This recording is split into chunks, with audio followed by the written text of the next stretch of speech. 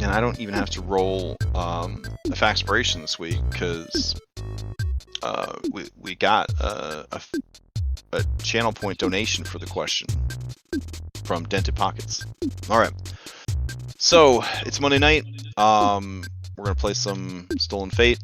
Last week, Grom was unable to join us. We knew that it was related to medical stuff. We've known for a year or more that he was dealing with some medical stuff, and it was ALS, which is a terminal disease. As a group, we made the decision to continue playing until he could not play anymore, and then He wants us to continue to play and finish up the campaign, so that is what we're going to do.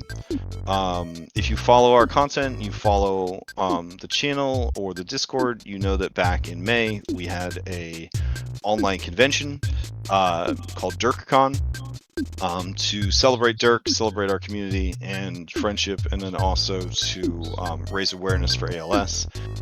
It was sort of Dirk's last convention situation. This has been hard, and it certainly took a lot of patience and courage and kindness from everybody in this group to keep going in the face of literal death. And so we're gonna play tonight. And if you hear us laughing and having fun, understand that we are doing that for Dirk, because Dirk wants us to enjoy the campaign, enjoy the story, and kind of play for him now that he can't. So that is why he is not here tonight, and unfortunately will not be here anymore. If you stick around to the end, we are going to spend some time at the end of the session kind of reminiscing on some of the best Dirk and Grom stuff. It'll probably be super sad, so you don't have to, but you know, there's that. But in the meantime, we're going to go ahead and roll into this session of Stolen Fate. So, Dented Pockets from our community donated fanspo points to create a new Factspiration question. This Factspiration question will be asked to all of my groups. Hopefully Dom will ask it to his group tomorrow night. The question is, you have to eat one BT member. You have to eat one of the BT members. Who do you eat and why? If the BT member is Lotus, I mean, it's pretty. It's a good pick. I mean, I'd eat Lotus if you know what I mean. Winky face. Yeah. So, anyways, you guys have lots of BT members and new BT members to choose from. So, ruminate on that question. And would anybody for a third hero point and a third hero card draw, which you don't have to draw actual cards anymore. They're back on your character sheets. So don't worry about ripping packs ever again. Go ahead and roll that die and give me a recap.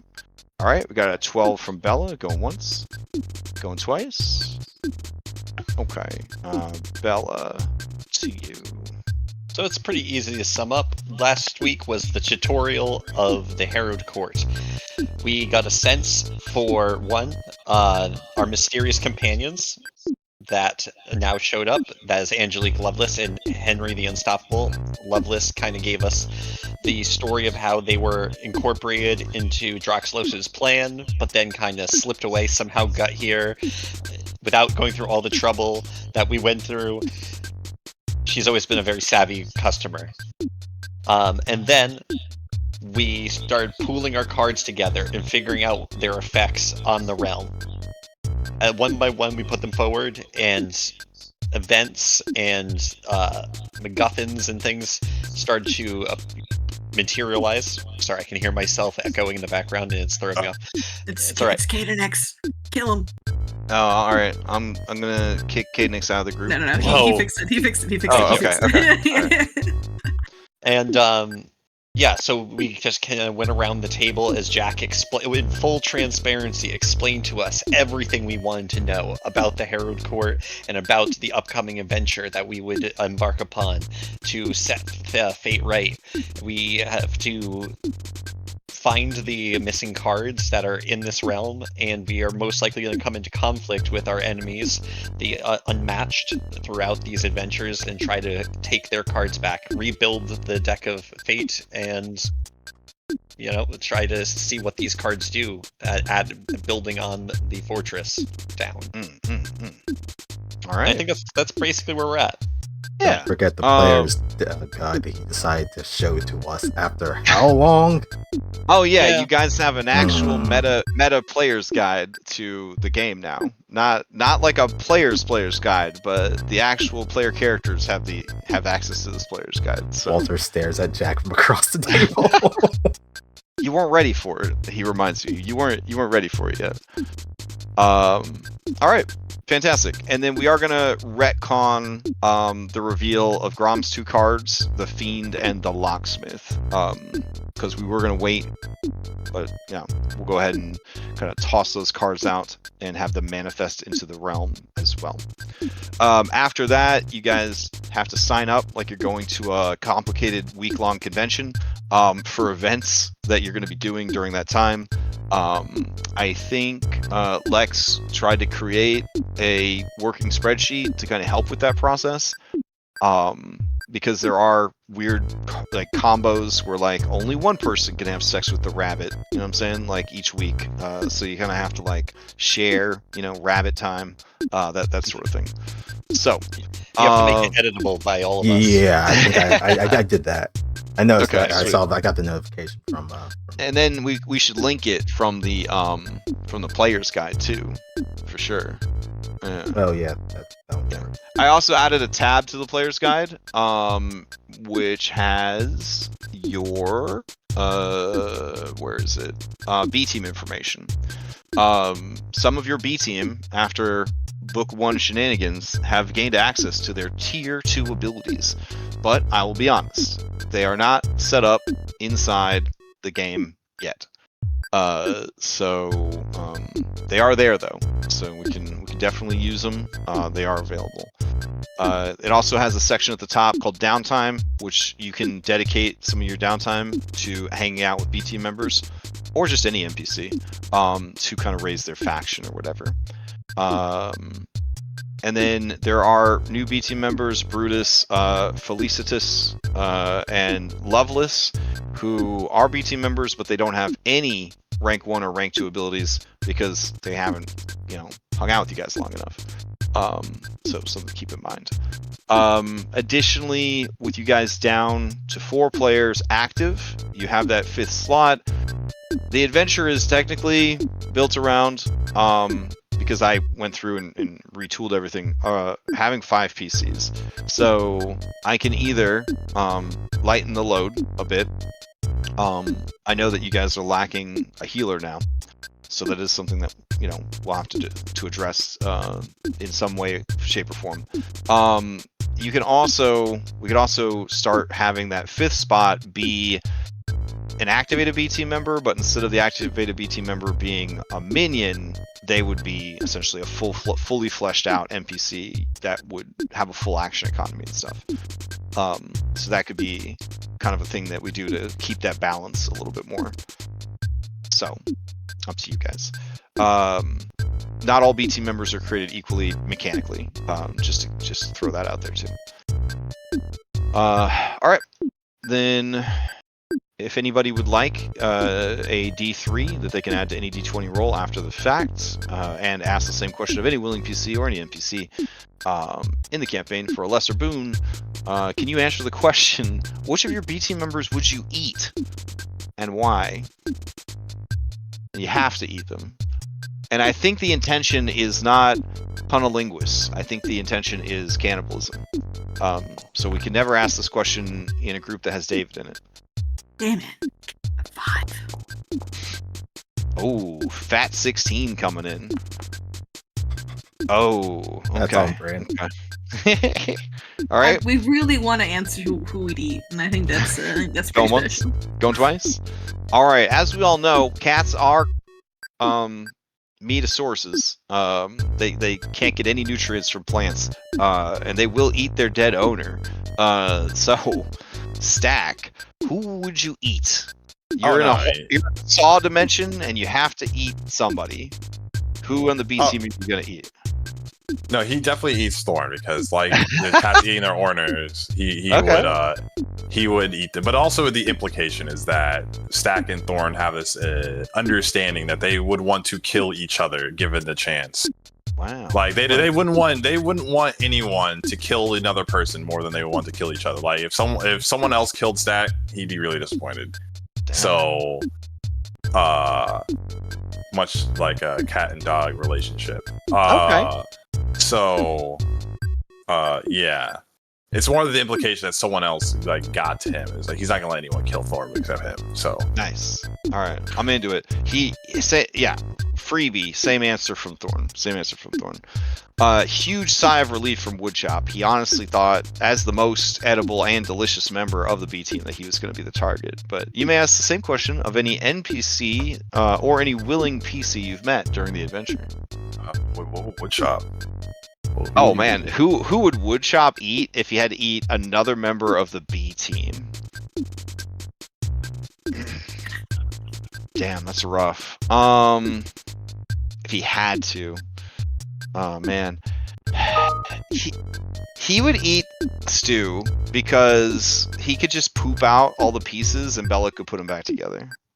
Damn, that's a tough And he would answer. also taste like cheese. Yeah. Yeah. And as a bird, they mostly swallow things anyway, so he's not really worried about hurting his teeth or anything. So yeah, I feel like Woodchop. That's a strong answer, bro. That's incredible. Yeah. All right. So I will add the boof to Stack. Looks like Stack already got a boof. He already got the boof. All right. You guys have quite a few cards that you could draw with your Fanspo bot. You're sitting at 9 out of 20. Let's draw one. You draw 1, 2, or 3. You're gonna draw 1. Yeah. All right. Let's do one. All right. I'm gonna give it a little shuffle. All right. I'm gonna draw it. Thanks to the pack ripping animation, it's gonna be sick as hell. Hey, I know that guy. It's the fool. There's nuts and tools. Okay. Slightly unusual. That's okay. What is the energy this card puts out? What is Yeah, and he's got the very nice mustache. There's a lot going Jack's on there. mustache. Is it? shoulder shave it? pads?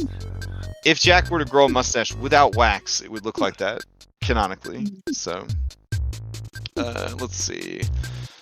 All right, the vision is from the tomes, which is intelligence. It is a chaotic neutral card.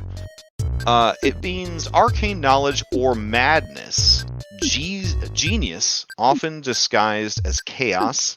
When misaligned, it means a brush with genius that leads to confusion. Honestly, that's all pretty on brand. That's pretty on brand. Okay, so I will give everybody the intelligence boof. Boop, boop. Boop, boop, boop. Alright. And then chaotic neutral, I believe you can... I can never remember these. Let me see. Alignment based. Desperate turn. Got desperate turn. All right, your turn starts as a free action. You gain an extra action for the triggering turn. This is not a quickened action. This action can be used to do anything a normal action could, including being used as part of a 2 or 3 action activity. This does not count as a quickened action. At the end of your turn, you become confused, even if you would normally be immune to that condition. If this action was used to cast a spell, roll a DC 5 flat check. On a failure, trigger a wild magic surge. Okay.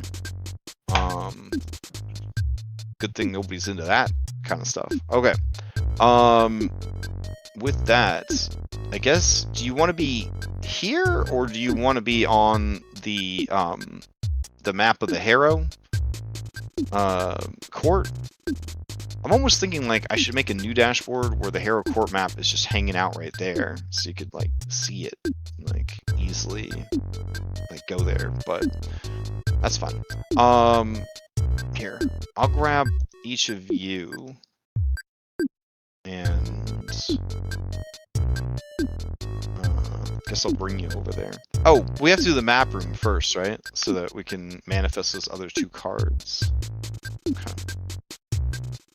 And then I guess go change the music too.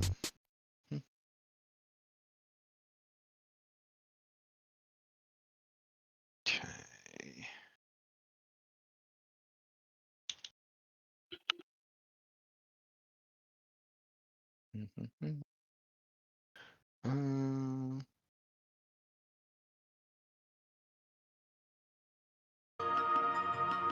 Okay. So let me put you guys down on this map. Nice. Cool. And then we'll go over to this map.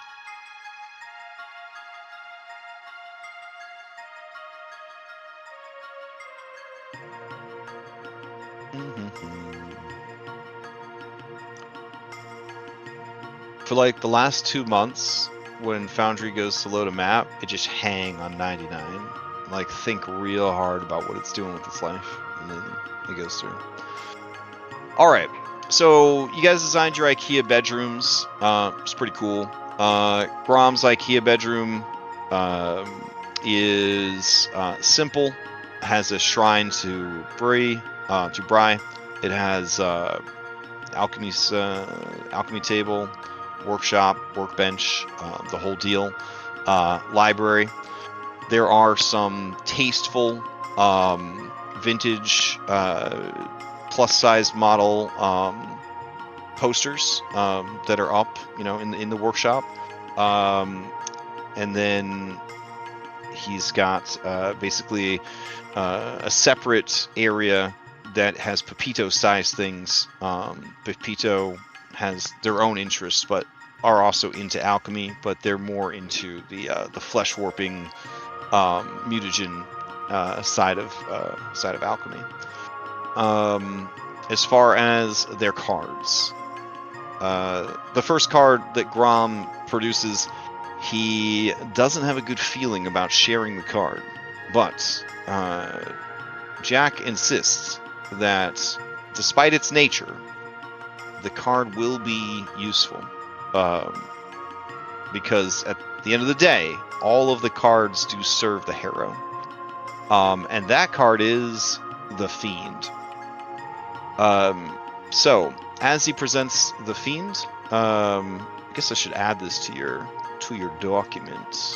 Hold on a second. Where's that player's guide? Here it is.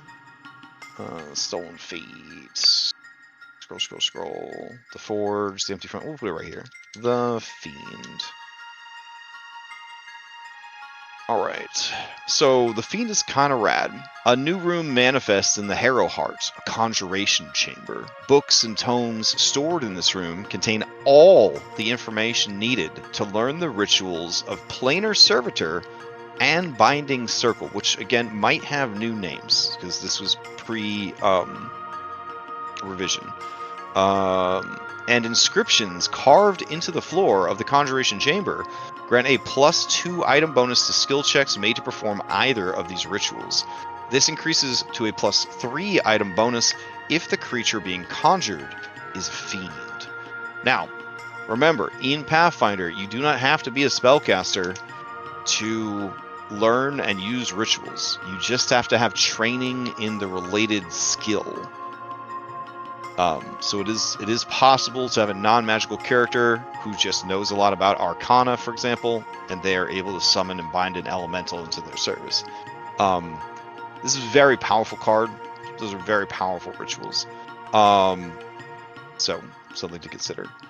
The second card that he is holding is his bonded card, and that is the Locksmith.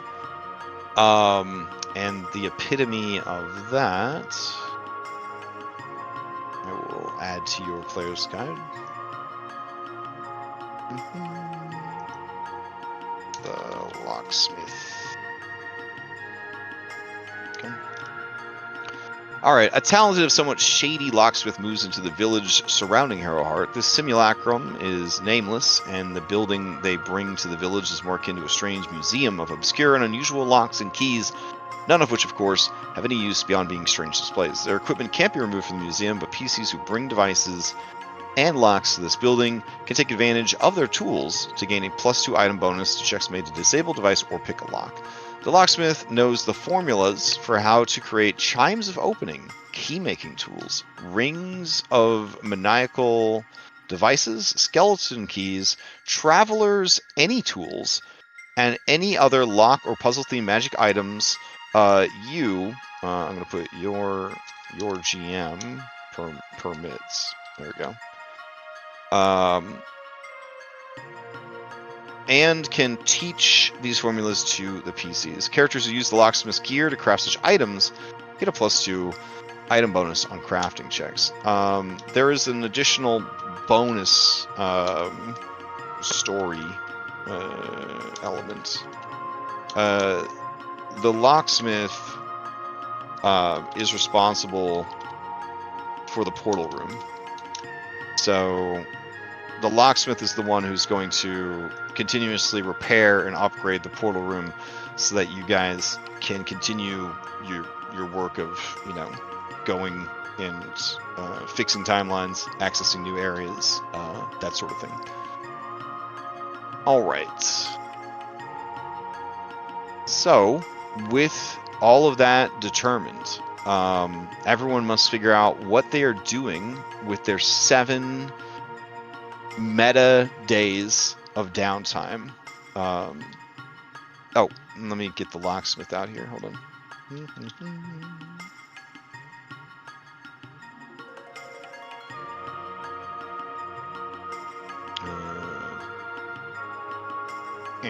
There we go. Totally trustworthy. Absolutely. And definitely the Locksmith moves with very like insectile, sort of like twitching movements, like looking like they're completely stationary, not moving at all, not breathing at all, and then sort of like rapid kind of shifts from like one position to another. They may or may not have a second set of smaller arms that they keep folded across their chest that unfold when they need to do like fine manipulation and stuff. All right. So Jack introduces Hateful Guildmaster. That's not your name. Hold on. Locksmith. There you go. Jack introduces the Locksmith to everyone and says, yes, so now that everyone is here, we have everything we need to move this thing forward. The Locksmith is going to be working on the portal room. Once he has the portals ready, we will have 6 new timelines, pathways, whatever you want to call them, that we need to resolve. One of those, and he looks across the portal like table right at you, Jericho, and says, one of them will bring back balance to this team.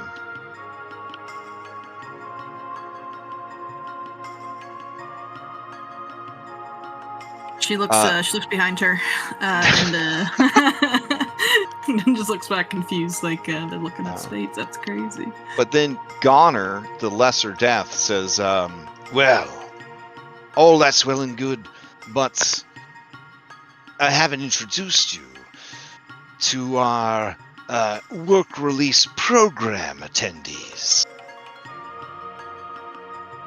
And it's at that point when the work release attendees, I guess, would be rolled out. Let me see what I got for you.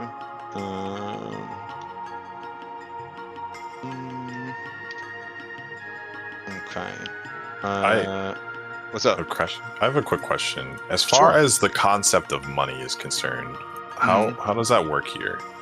It works like normal. Like, so if a ritual has a cost, that you have to pay the cost. If you want to buy equipment, you gotta buy it. Spend the cost. If you want to build equipment, all right. Yeah. It follows all the normal rules because as a realm of like thought and belief, it's gonna just go off of what your guys' expectations normally are.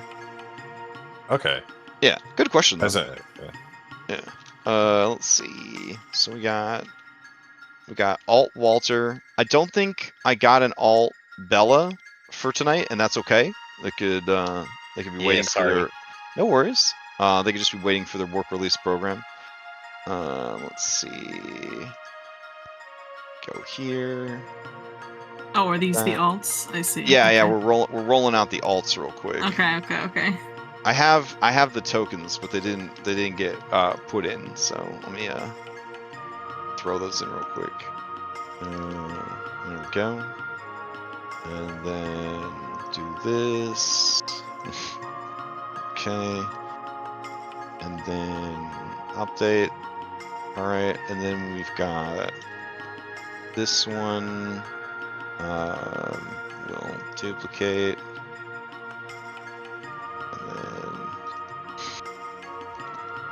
And let's do this here.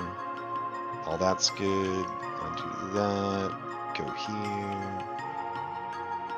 Alright. Go to dish. There. Players. Oh, I gotta bounce for a while. I'll be back in an hour. Oh, you're gonna miss the reveal of the alt team. Okay. So is it just a static camera? This should be fine. I'll try not to throw too many things up on the screen then. Okay. All right. There. And here. Okay. All right. So Goner introduces one at a time the alt versions of your characters that have died but have been released on a special work release program by Pharasma, because she has to be involved in everything that goes on in Galarian, and so she wouldn't want to be left out of this one. So the first one that they introduce is I guess Goner says coming to you from the furry timeline where everyone is a furry is Muskrat Walter. Muskrat? Yes. The furry timeline is very interesting, but they're often too busy romancing each other. They don't get a lot of actual adventuring done. Boy, I'm not a fucking muskrat. I'm a wallaby. Yes, sorry. Looks like a roo. Looks like. Whatever. At least it's not from the anime timeline. He shakes his head, thinking about anime Superman, even though it was a great show. This is, no. I guess Goner didn't enjoy it as much as I did.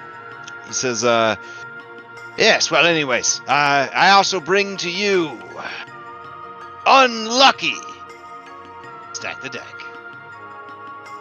And you see a Stack the Deck who looks like a Miami Vice extra. And you could tell that he's overcompensating for being incredibly unlucky by trying to be way too cool.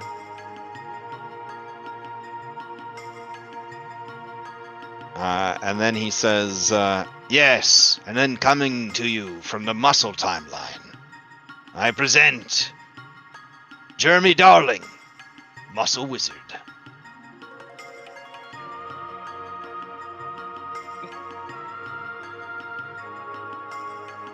There's supposed to be a Bellanora variant, but I don't she's know a witch inventor. Witch inventor. Oh, okay. All right. Remember the eyeball demon? The concept was she was going to have like a pact with that thing. All right. You know he's a major NPC in this campaign, though, right? That's gonna be wild. All right. Well. Okay. Yeah. That might be why she's not here. I'll bring her next time I come. But yeah, these three are yours. Do whatever you want. You got Pharasma's permission. We don't want them back until you fix the timelines. Also, I have been instructed to not let any of you die. Just be warned that constantly returning from death will erode your soul.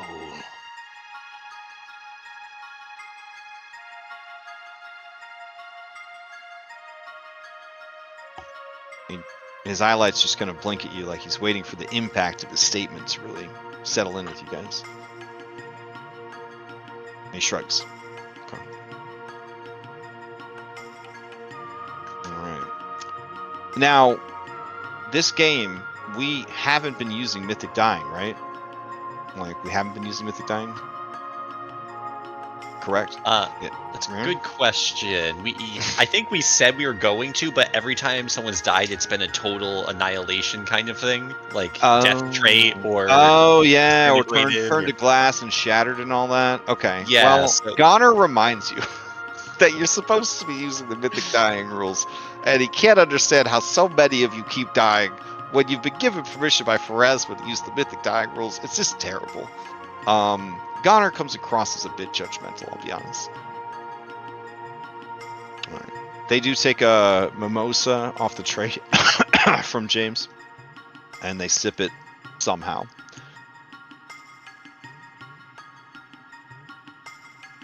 All right. With that, you guys are dismissed to spend a week enjoying yourselves, I guess. I can turn on some, I don't know, Costa del Sol music, something like that. Kind of get some chill vibes. Costa del Sol.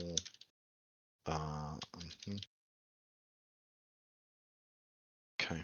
Well, someone mastered 11 hours of Costa del Sol music. Okay.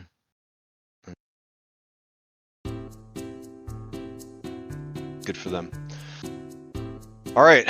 I'll take you over to the Harrow Court Manifest. All right. Grom is going to be honest. He's got eyes for Madara.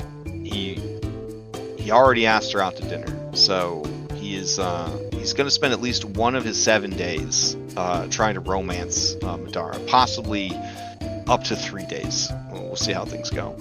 Unless you guys need him to do something else.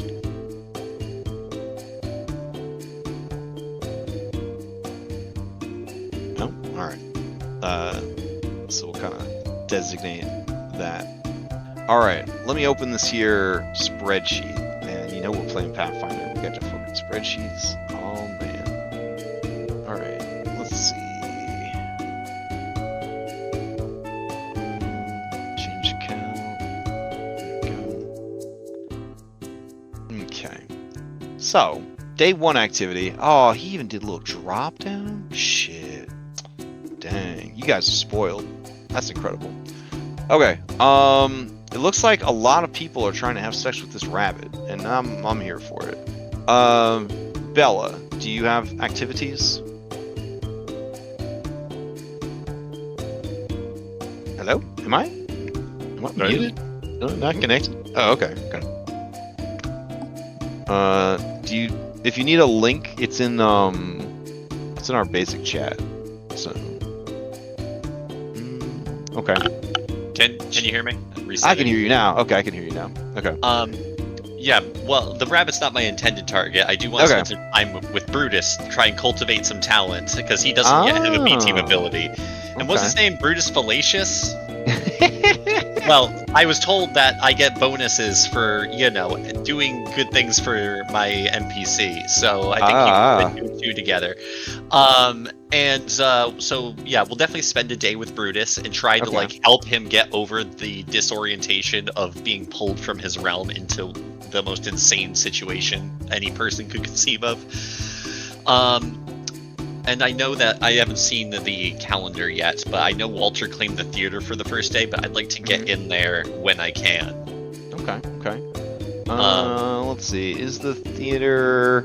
I don't think the theater is limited to once per week. Let me see.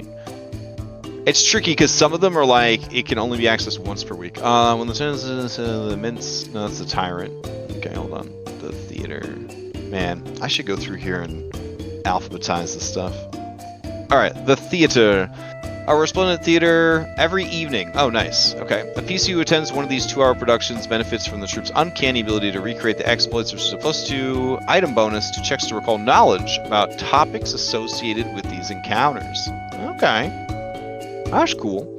And this recounts previous set of adventures. All right, so you guys will tell me what the show was about when you go to the theater. All right, that sounds good. You can go first. You got the first day. All right, and then you've got day 3, 4, 5, 6, 7. You gotta map out there. Which one of the ones gives me legend lore? I want it. I want it. Oh, I think that might be the carnival. Let's see. No, wait. Legend lore is the tyrant. Then Let's get see. in there. See, The blue dragon is not hostile to PCs, but their personality is tinged with arrogance. Let's see. The dragon can fly you to a destination, but that's kind of a separate function. So I'm gonna put that down here as bonus. There we go. Skill modifier is what spell it knows, but one that also knows legend lore ritual. Wait, does he teach legend lore or does he just know it? As with other partially, the dragon has no agency of their own. He can teach spells, so yeah, he can teach you the legend lore ritual. Okay. Will he? I'll spend a day asking. Yeah, okay. Alright, so we'll put you down for Tyrant. Alright. Anything else in particular you're after? Nothing that rapidly comes to mind. So I'll probably spend the next bit. I want to start researching. We talked about this a while back. How to increase the DC of the bottled rock. So can I do research for like a few days? Yeah, that sounds good to me. I'm going to put a bunch of time into this. All right.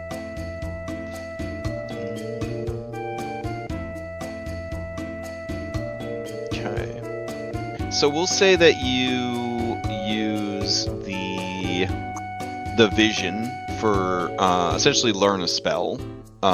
Is what you're trying to do. You're trying to create like a modification of something. All right. Okay. Also, since last week, I did flesh this out, so like smush mechanics are actually explained mechanically. I can go over that real quick if people haven't had a chance to read it. But the midwife, her bonus thing is smush. The Midara, the midwife, can take aspects of dead variants and smush them into still living variant. When a dead variant is smushed, it can no longer be revived by Goner, the Lesser Death. The roleplay effect is you take on the traits and memories of other versions of yourself, layering them into and over who you currently are, becoming something new. The mechanical effects is you may alter one aspect of your character. This is similar to retraining, but could be any aspect of your character. I shouldn't say alter one aspect. It should say you can alter aspects. There we go. Of your character. As long as it matches the traits of the dead self you are smushing. You can only smush once per week, and a dead variant can only be smushed once. You can do any or all of the following when you smush. Change your ancestry and or heritage. Swap any 2 stats on your current sheet. Change any combination of your gender, coloration, voice. Retrain a single feat, skill, or class feature as if you would spend a normal amount of time required for the downtime activity. This does not share a cooldown with the Lost, so if you really need to do some respecking, I guess technically you could do it. Change your size permanently between tiny, small, medium, or large. Track how many times a PC has been smushed. Smushing a lot will have an effect on the PC. So that's how that works. The Lost, I added a bonus for called Found. Once per week, a PC may spend 8 hours alone brooding on what was lost. They may attempt a DC 35 perception check to see if they remember where the missing person, place, or thing is. And then there was an extra added for the Rakshasa called Wild Mage. A PC can train with the Rakshasa in the corruption of the weave and ley lines, unlocking wild magic. A PC must train for 8 hours straight, then roll an Arcana or Occultism check, or Wild Magic lore, DC 35. Based on the level of success, the PC spellcasting abilities may become modified by Wild Magic. The training may only be attempted once per week, and the benefits last until the next downtime begins. Track how many times a PC has engaged in this activity and the levels of success. Eventually, something else might happen. Okay, so you're gonna just research the rest of the week. I'm down for that. That's fine. Jericho looks like they are also trying to have sex with the rabbit. That's cool. Whoa. What? I mean, sorry. Whoa. Playfully chase down the rabbit in the woods. Wink. Okay. And then other. Ooh, okay. Oh, there And was then- no the fiend on there, so I had to. improvise. Oh, yeah. Okay.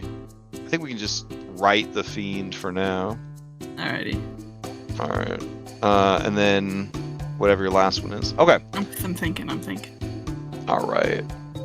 Then we will start with this first thing. We'll go left to right. Bella, your date with Brutus. Okay. What skill do you think would best represent your attempts to spend time with or romance Brutus, I guess? I feel like I would normally go for persuasion, but performance feels appropriate. Okay. So, you're always performing when you're on a date. Oh, that's true. And she's also performing for Vashon a little bit too, because she wants him to see how much she's enjoying Brutus as a person. what he's missed out on. Yeah. Okay. Yeah, she's definitely being a little petty, a little bit. I'm not saying Okay. she's using Brutus, but So give me 1 second. Why can't I? I apologize. My computer just ran a little slow, but No worries. I think Foundry's running a little slow also. there's a lot of particle effects, like the going through space thing behind the island. Oh, it's actually just a video, like a Oh. video clip playing. Hopefully, it's not too bad. Oof, I'm gonna re-roll it. Okay.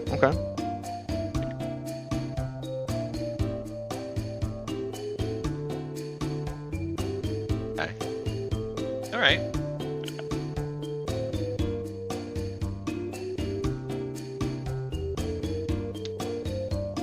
Final answer. All right. So, 31 is more than enough to impress him, but at some point during your 8 hours of time together, he does tell you that you don't have to pretend with me.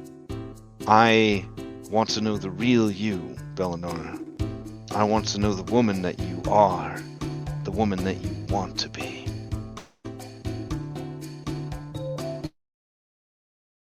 Those moments where the cracks in the armor show, she breaks down a bit. She reveals way too much about herself, about her past, and about her motivations, her family, and all that stuff. But she, her aspirations to be better than what she came from, to do good, do right by people. That whole shtick. Okay, you already had him pretty high, so you raise him to his. He's giving himself this title of confidant. He respects that you trust him enough to be so vulnerable. He listens to what you have to say, and he shares with you some of his own fears. One of the main ones is, what do you think happened to Rome after everything? Do you have an answer for him? I think that what she would do is give him similar excerpts from History of Galarian that she learned about growing up in Galarian, where major leaders were taken out, and how societies developed and usually improved. And we don't need to talk about the fall of the Roman Empire, but she occasionally sees Walter and glances over at him, and just thinks, maybe we're gonna leave that story out. Maybe that one will be a little too close to home. Yeah, there have been plenty of fallen empires in Galarian's history, and continue to be to this day. So yeah, absolutely. But Okay. harp on the fact that regardless of whether they fall or not, they do remain in history forever. I think there's value in that. Yeah. Okay. Yeah, you've definitely raised faction with him. He considers you to be a trusted confidant. You are his favorite amongst people. You believe that if his B team ability were to be unlocked, his rank 1 B team ability, it does have to do with morale. Okay. or stabbing. It could go either way. All right. Rom goes on a wonderful date with Madara. Jericho, you're retraining. Can you just give us a very quick training montage? Like the camera cuts to you training. What will we see in that moment? Oh yeah, you see me frantically 15 minutes before the game starts rebuilding Jericho for the real Guardian that comes out. It's very meta. That's super meta. Yeah. Okay. So we see you, the player, instead. Like the camera cuts, and it's not like animation. It's like live action footage of you at your computer trying to keep it together as you're frantically trying to build the Jericho Guardian official character sheet. Got it. Okay. Yeah. Okay. All right. Fair enough. Real and true. I was there. I can tell you. All right. Wait, Stack, you're going to the midwife? I guess Grom got cockblocked today. All right, he's going to the midwife tomorrow then. That's fine. He has stuff he needs to work on. He actually is going to spend the first day with the bear, because it looks like Grom the bear, and he's got some mixed up feels about that, and he wants to see just what's going on with this bear. If it is Grom the bear, if it's imprinted on Grom the bear, like what the situation is here. All right. So you're going to the midwife. You plan to do a smush on us right now? You gonna do a smush? Yeah, I think Stag wants to do this smush. Oh shit! All right. Who you planning to smush with? He's going to smoosh with the stack that he killed. Oh shit. Okay. So much like the fairy from Breath of the Wild, her methods are not appropriate for the screen. So you guys would go off to her chambers, where obviously she has a summoning circle and incense, the things that you would need to smoosh another stack into this stack. And I guess the question is, from that list of things, what do you gain from that stack? So first of all, personality wise, what are we going to see that's different?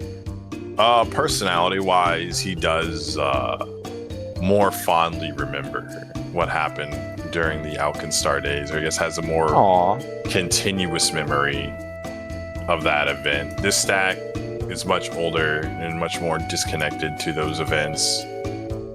I don't know what else he gains. Conceptually, it's just a that's his thorn. And I think what stays behind is with current bad stack is that he learns what what Droxus or Zervex has put him through. To remember, the pain from the mistakes and the treachery. Yeah. Okay. So this stack, the stack that we've been with for a while now, is basically giving up so much of himself to let this stack who died kind of be there, but be wiser for all the shit that he's been through. Yeah, I mean, I think that they share a bit, but the vision of it. Wait, why am I mixing it up now? You had you had a back-to-back. Oh right, it was. Yeah. Not that you didn't gain more. You got more of your original self by getting the previous one, no doubt. Thorn stack is the stack that you started the campaign with. That I believe got disintegrated. This isn't the stack that the current stack killed. That's stack number 2, I think. Okay. Well, yeah. So the stack that, Well, sure. We'll take those 3 stacks together. And call them we'll call them a stack. We'll just take all those, average them out. Stack of stacks. Okay. And then after he's back and he's he remembers, and he touches Thorn's face, and it's I'm back. What happened? Oh man. So Thorn would definitely hear in your voice and see in your eyes like that change. And he would look hopeful, but also a bit haunted by, essentially the ghost that is now residing in the stack he has come to know and come to love. Do you know what I mean? Because the stack from the beginning of the campaign, you guys had a history, sure, but like the stack that he has been fighting alongside, he spent 6 months in Middle Earth looking for magic rings with that guy. Do you know what I mean? So like there was that sort of like bond that kind of formed, and then there were the ups and downs of that relationship as well. So there's definitely this kind of trepidation where he is hopeful at the return of the stack that he's always known, but maybe a bit sad and worried about the loss of the stack he has come to know. I think the stack that he is known is like, I mean, he's in there, like he has like, like jumbled up memories, but I would say the continuity is there again. But yeah, no, he definitely remembers like, hey, he's given up a part of his life to give Thorn his guy back. Yeah, and you can definitely see that Thorn understands the weight of what you've done. But there is that sort of like, this is all very crazy and unnatural and like supernatural, right? And so he isn't shying away. He isn't like angry. He isn't like standoffish. It's more just like, what now kind of thing. Mechanically, did you take advantage of anything during the smush? I don't think anything was like, he had this as far as like what are the mechanical thing? I don't even remember what you could change ancestry and or heritage, swap any 2 stats on your current sheet, change any combination of gender, coloration, voice, retrain a single feat, skill, or class feature as if you had spent the normal amount of time required for that downtime activity. Change your size permanently between tiny, small, medium, or large. I mean, being large might be funny, but too many stacks. It's just so big now.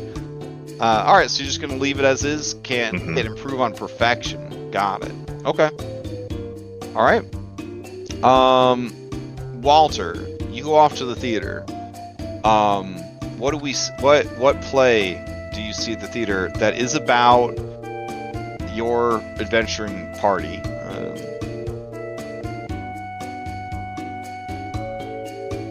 Oh wait, that's right. He's at a meeting. All right, we'll have to come back to it. Okay. All right. So then we switch to day 2 of these activities. Bella, when you go to the theater, this is and Brutus is willing to go to the theater with you if you'd have him. Absolutely. Oh man. So when you say, oh, absolutely, you can see out of the corner of your eye Vashon, who had in his hands 2 theater tickets. He clenches his fist around the tickets and he just walks away. All right, so taking inspiration obviously from the most incredible episode of Avatar: The Last Airbender, where they see a play about the show so far, and that's how they do the anime recap of the show, is through a hilarious in-world meta play. What is this play about? So, this is a little bit of a reach, but does Bella remember the events of the train? I feel like it's a vision that we have. Ooh. I mean, I kind of like that, like an out of sequence, out of time train. Yeah, okay.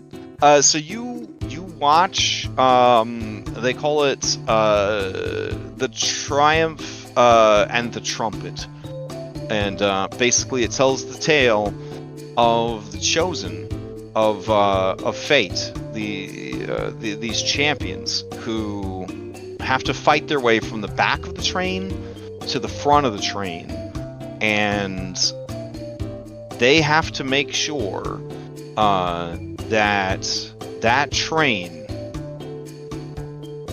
doesn't reach its destination.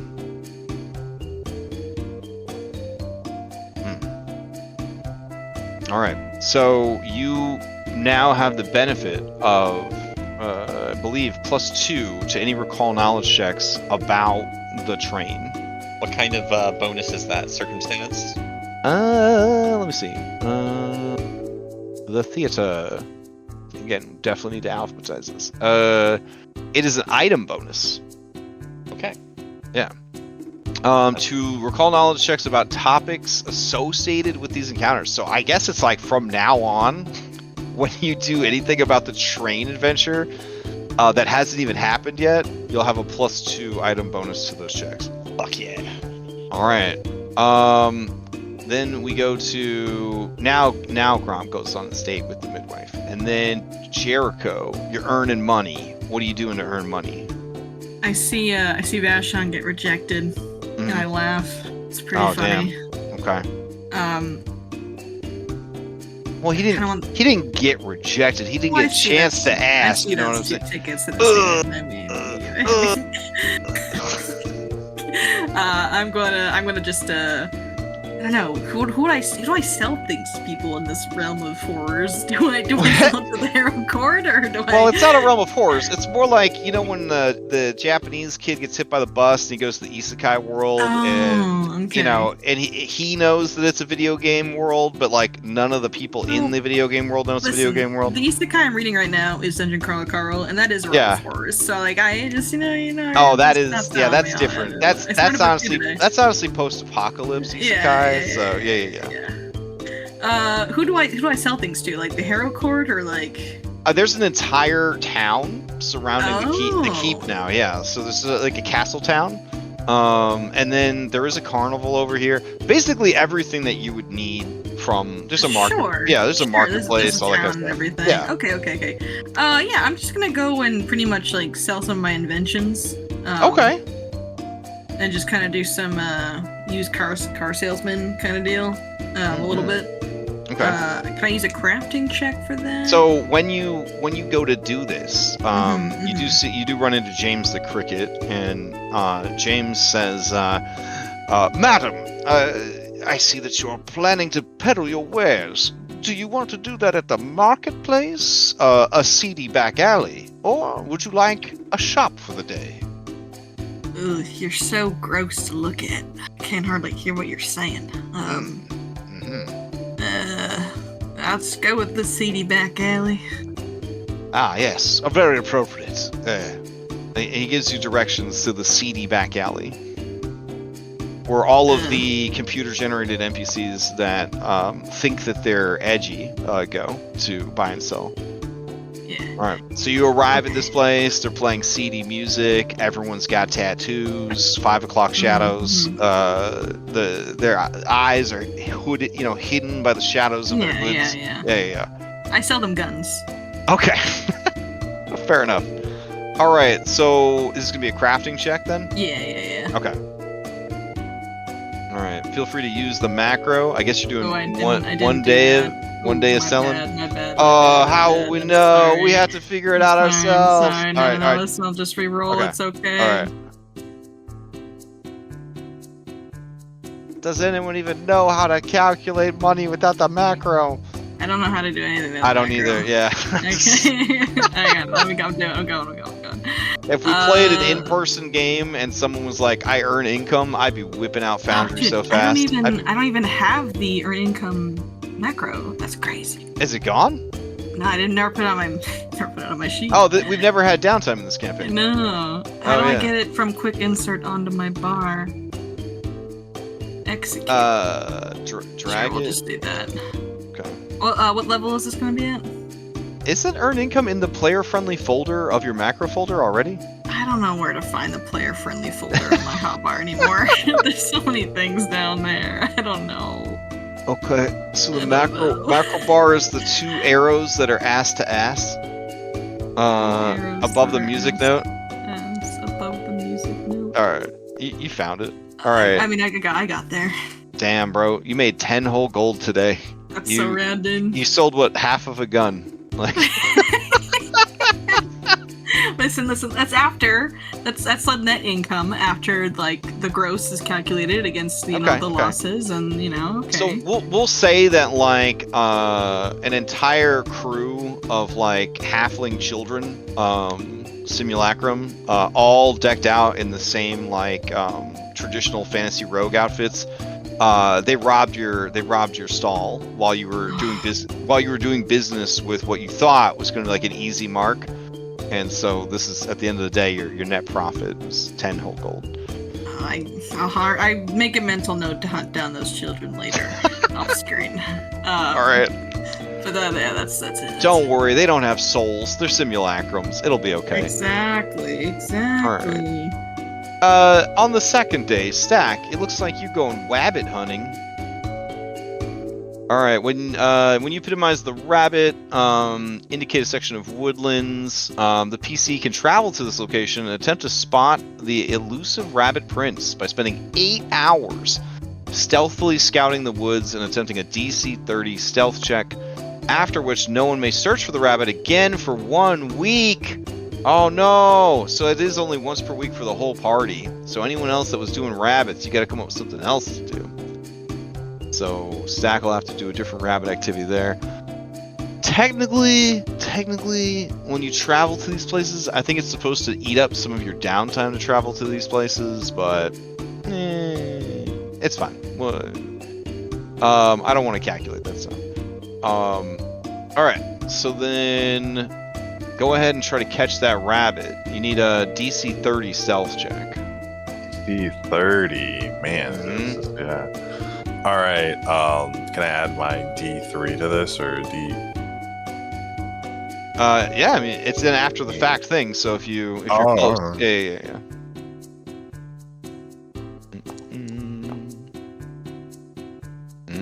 32. All right, so you don't need to add it. It's fine.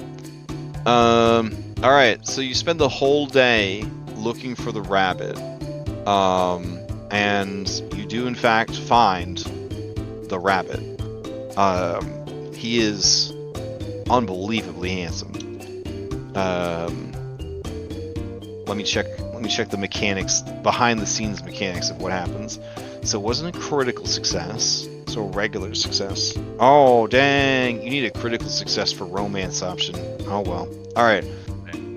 You spot the rabbit, but only for a moment.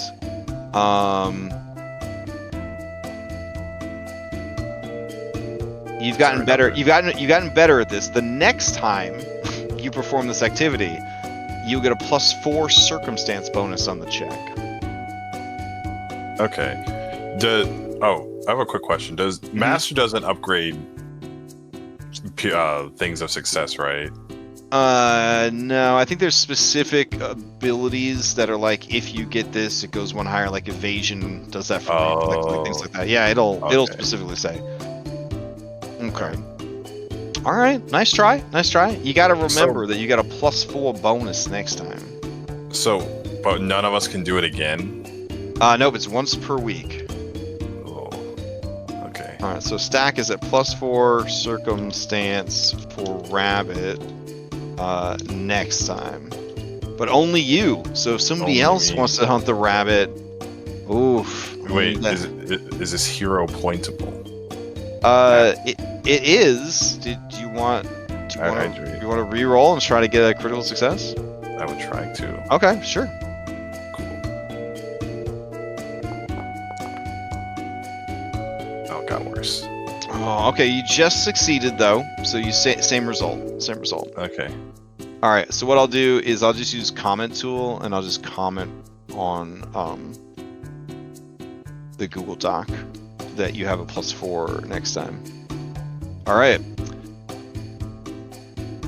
So yeah, you saw the rabbit for just a moment. He was so handsome, so cool, and then you blinked and he was gone.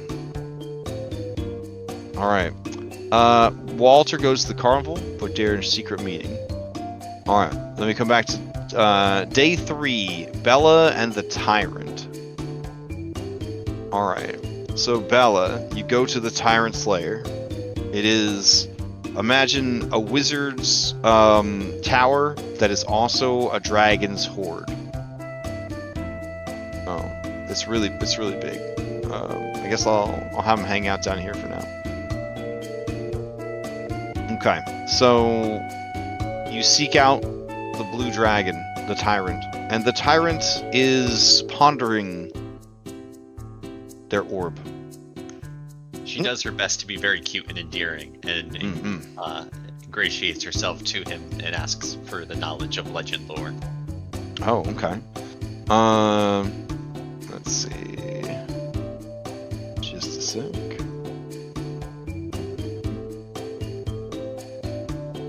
Okay.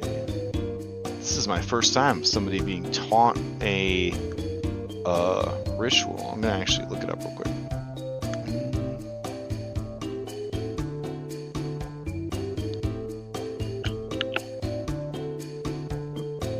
It's PF2E rituals.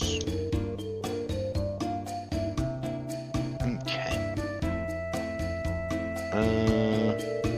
Alright, so you must be trained in the primary skill. The first listed in the stat block of the ritual. Oh, the first. Oh, damn.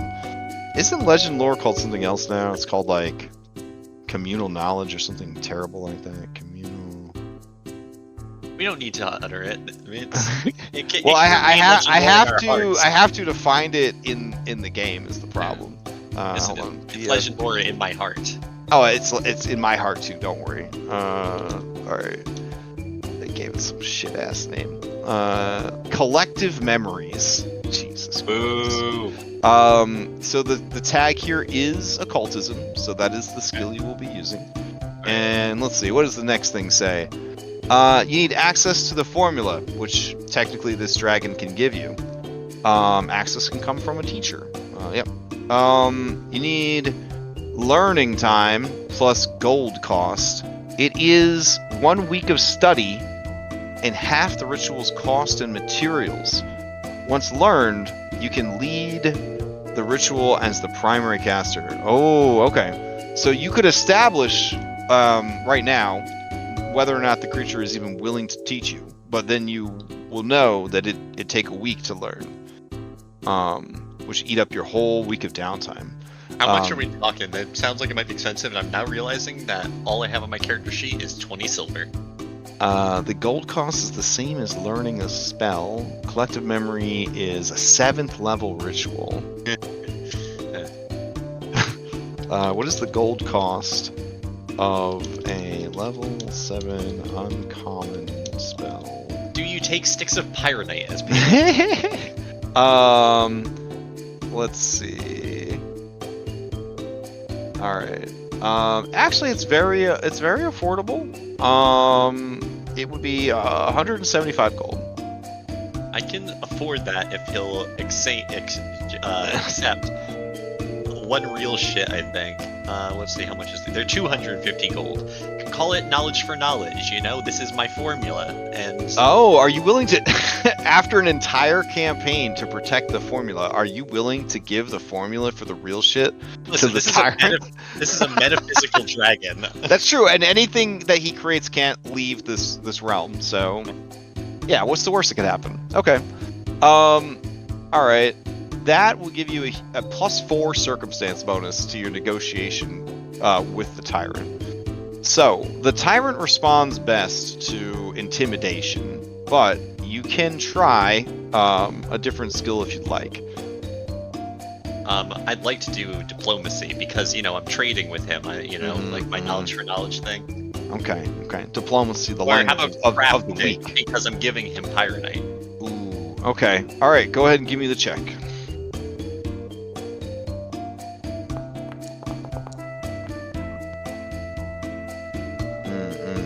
Okay, so with the lower, okay, and then all right. The dragon narrows its eyes and says that it will accept your offer in exchange for the pyronite formula and one of the the uses that you have. So. Yep. Oh, One stick of the real shit. All right. The Tyrant explains that you teaching and them learning, and them teaching and you learning would be a drawn-out process that you no longer have the time for this cycle. But the next cycle, the two of you will exchange the greatest treasure of all, knowledge.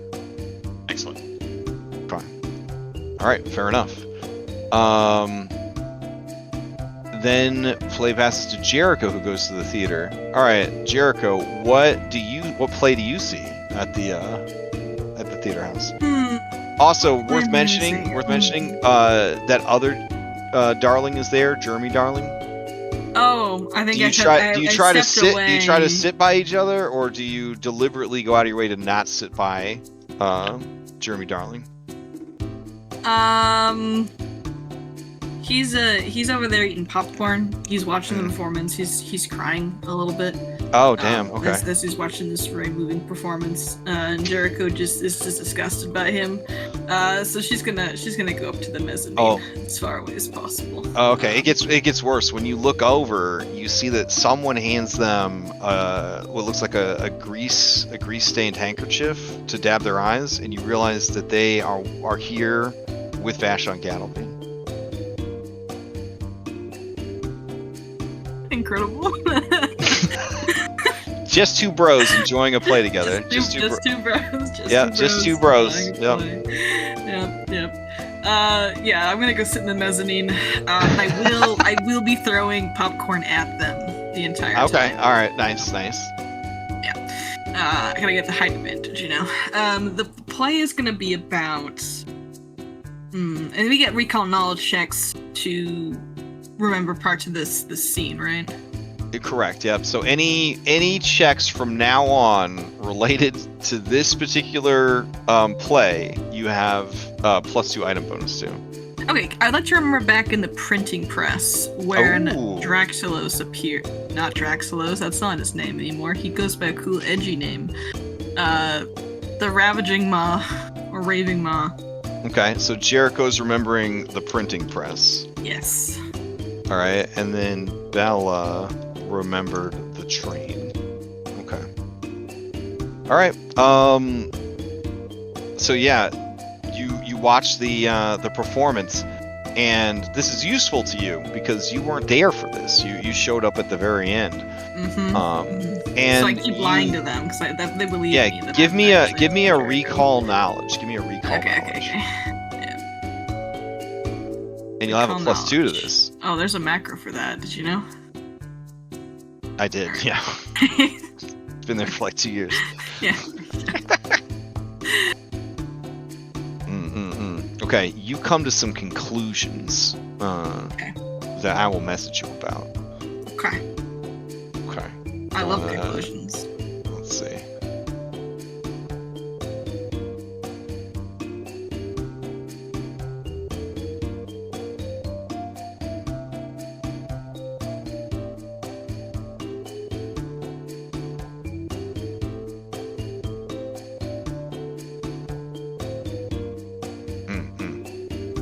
All right. We head over to Walter, who's doing shopping for the rest of the time. All right. Then we jump back around to Bella, who's hanging out in the Vision for the next 3 days to try and research. What? No? Could I alter my answer to add the empty throne to one of my days? Yeah, sure.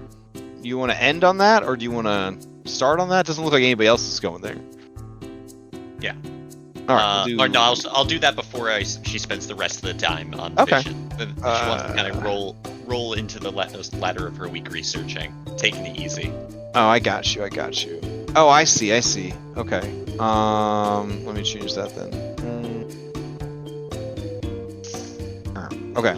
So day 4, empty throne. Okay. So with the empty throne, I think you missed my day 3. Oh, did I miss your day 3? I'm sorry. Stacks day 3. Oh, man. Maybe I missed it on purpose. I don't know. All right. So the Rakshasa. All right. So you go to the Rakshasa, who you has a decadent chamber in the Harrow Heart's basement. While sinister and prone to cruel comments, the Rakshasa does not plot against the PCs, winky face, and is content to idle away their time in their underground pleasure chambers. Okay, so as you arrive, obviously Grand Theft Auto, brothel sound effects are playing, you know what I mean? Like, there's just a lot of boy and girl moans in the background, maybe an elephant moan, I don't know. When you kind of arrive, there is mostly masculine-looking, silk-clad individual at the front that greets you and wants to know what your business here at the Pleasure Palace is. Oh, here to meet the Rakshasa? He looks around, kind of like, am I in the right place? Oh yeah, they point to a painting that looks like very familiar. It's like you're looking in a mirror, and underneath it says "Our Founder," and then the person at the desk says, "They're a bit preoccupied, but I can tell them you're here. Since you're, well, a manifester, they're obligated to meet with you." Oh, well, yeah, he takes a seat. It's like, well, okay. All right. He looks bewildered at the painting. He looks after some time, the person at the desk says, yes, they'll see you now. Right this way. And then they parade you through just a hall of debauchery. Just, all sorts of, eyes wide shut action going on. They lead you to a chamber at the very back with a beaded curtain. And behind that, you see the Rakshasa. They are behind a desk, and they seem to be holding a rectangular object, and they are going ham on it with their backwards hands. And they seem to be very intent on whatever is happening on their side of the rectangle-shaped object. Kind of looks like a square rectangle of some sort. With a frustrated growl, but then a meow of triumph. They pump their fist, and then seeing you, they open a drawer and they put the object away so that you can't see what it is. They look at you and say, "Ah, it's you. I understand why you're here. Let us begin your lessons." And there's like a whip crack sound effect, and you feel a large wet piece of spaghetti slap you across the face. It's cold. You feel blood on your lip. And then the Rakshasa says, "I see you brought your own marinara sauce." And you begin your lessons in wild magic. Give me an Arcana or Occultism. The DC is 35. What the fuck did I just come back to? The consequences could be dire. No pressure. Spaghetti slapping? What is this? I don't know, man. 35. Do I have Occultism? Connor the same right now. Okay. It's okay. It'll be okay. Will it? Oh, he's a hero point. Oh, he is a hero. We'll use my other hero point. Oh, actually, okay. Wait. Is the bonus die a D3? You said D3? It's D3, yeah. You're trying to hit a 35. Yeah. Alright, okay. And I rolled a 9. Okay.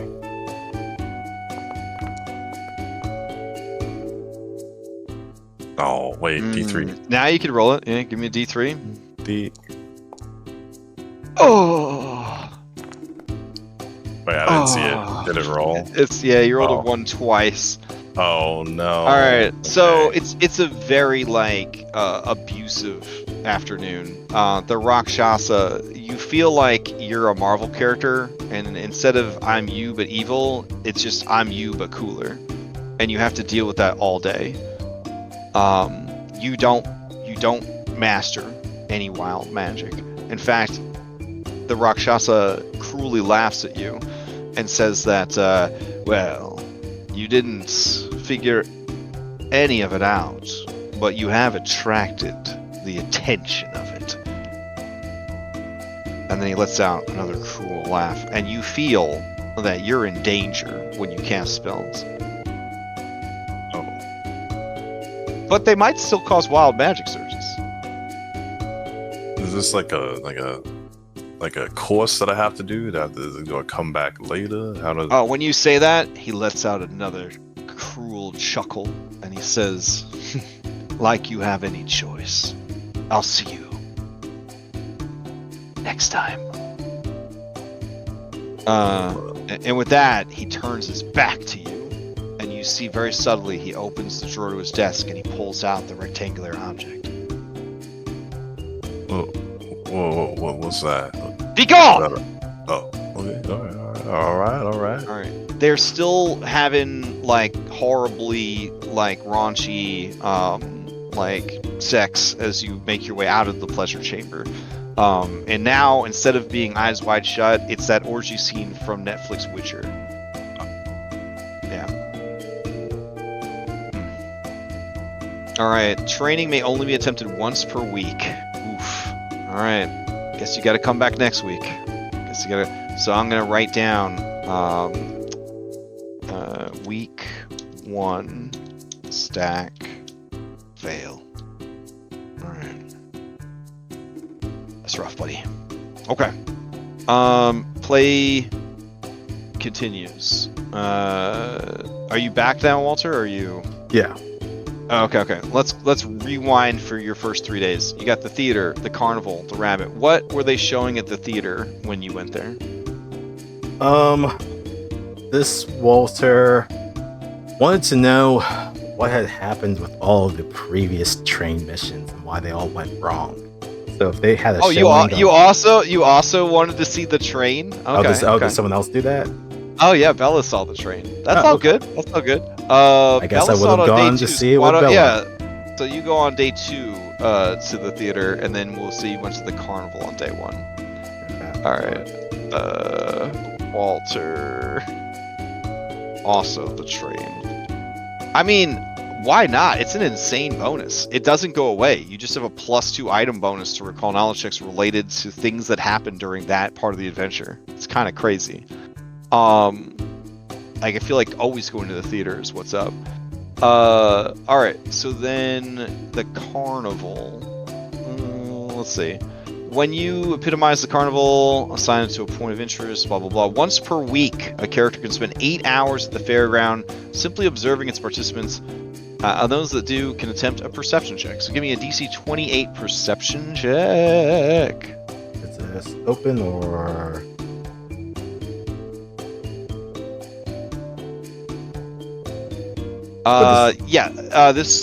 actually, you know what? Let me check. That's a great question. Because it could actually have something really bad. Let's see. Also, is this visual? Because I do have different bonuses. It is definitely visual. You are observing. Okay. It is. Yep, it is a secret check. All right. Oh well, default's the secret. All right.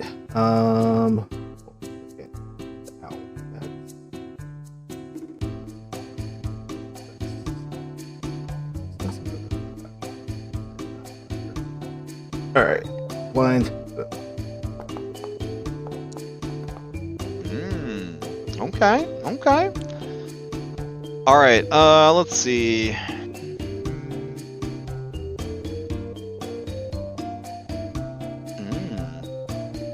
Okay. All right. I have to secretly record this result for later. That's all I can tell you. Oh, great. Nice. All right. Wow, this is so cool. Okay. All right. So cool, but I don't get to hear what it is. Walter did redacted at Carnival. Okay. So that's a fun thing for later. All right. Yeah, you watch the train. It's about the chosen of fate. They have to fight their way from the back of the train to the front of the train. They have to stop the train from reaching its destination. That seems to be the story of the train. It turns out that you can't go after the rabbit. It's once per week for the whole group. Yeah. So you have something else you want to do?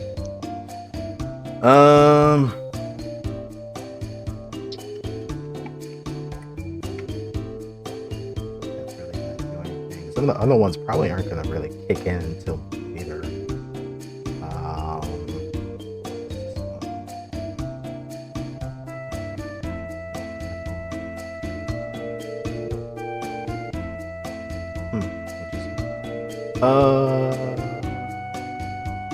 Oh, yeah, sure. Let's try this. Okay. Instead, Walter will go after the. Did I read that correctly? Yeah, the Demon's Lantern. The Demon's Lantern. Okay. So the Demon's Lantern is an acrobatics 35. You spend 8 hours of the night pursuing will-o-wisps through an overgrown swamp. Okay. Is this an open one? That's another great question. I think it is because it's acrobatics. Like, you'll know if you do it or not. As a reminder, we have a special inspiration for will-o-wisps.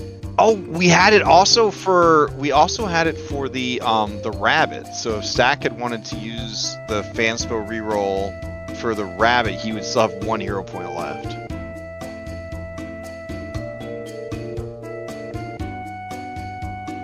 Otherwise, there's one left for you to use here. But oh my god, so you definitely don't need it. Okay. So Stack, why don't you say that you used it for the rabbit pursuit, and then you have hero point. Okay. All right. 41. That's pretty good. The DC is a 35, so there's not a critical success, but it is a success. You come close enough to a wisp to hear its delighted giggles at being chased, but fail to catch. These are like, I guess, not Galarian wisps. These are I don't know. These are nice wisps. These are more like what, fucking fairies and pixies instead of death spirits. I would say these are more like the maybe the Worlds of Warcraft night elf wisps. You know what I'm saying? Like, you know, like fey ghosts kind of deal. Like yeah. Okay. You come close enough to a wisp to hear its delighted giggles at being chased, but you fail to catch it. The next time you perform this activity, you will get a +4 circumstance bonus to your acrobatics check. So if you try again next week, you'll have a +4 bonus to the check. Okay. Boy, I hope that the rewards are worth it, because it sure is like kind of teasing you guys pretty hard that it's worth it when they're doing stuff like this, where it's like, come back next week, you'll have a +4 bonus. All right, cool. So now I think we're caught up to everybody. All right. So then we go over to Bella with the empty throne on day 4. All right. So the empty throne it's around here somewhere. It's got to be. There it is. When you epitomize the empty throne, you assign it to a point. Blah blah blah blah blah.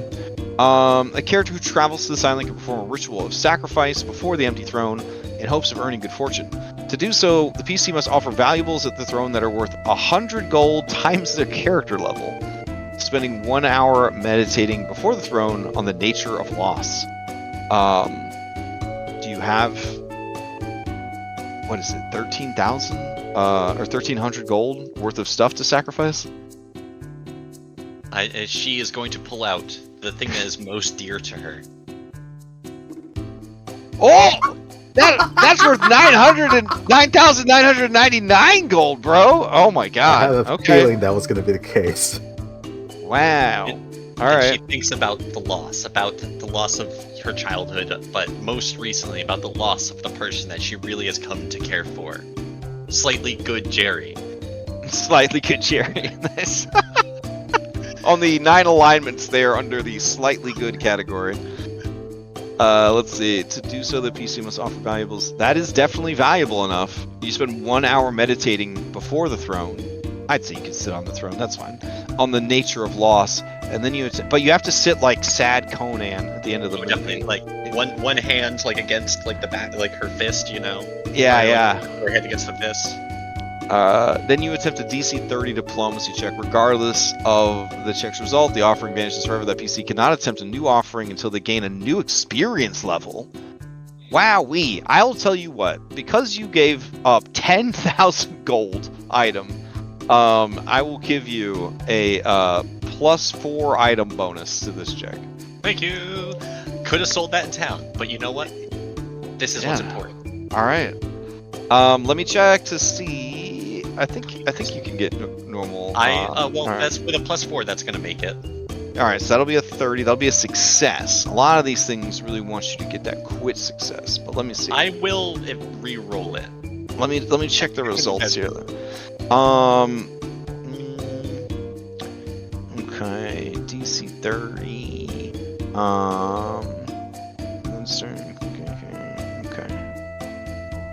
Okay. It's up to you if you want to keep it or go. There is a higher up prize. Oh shit! But it's a 41 now. 41. Okay, that is a critical success. All right.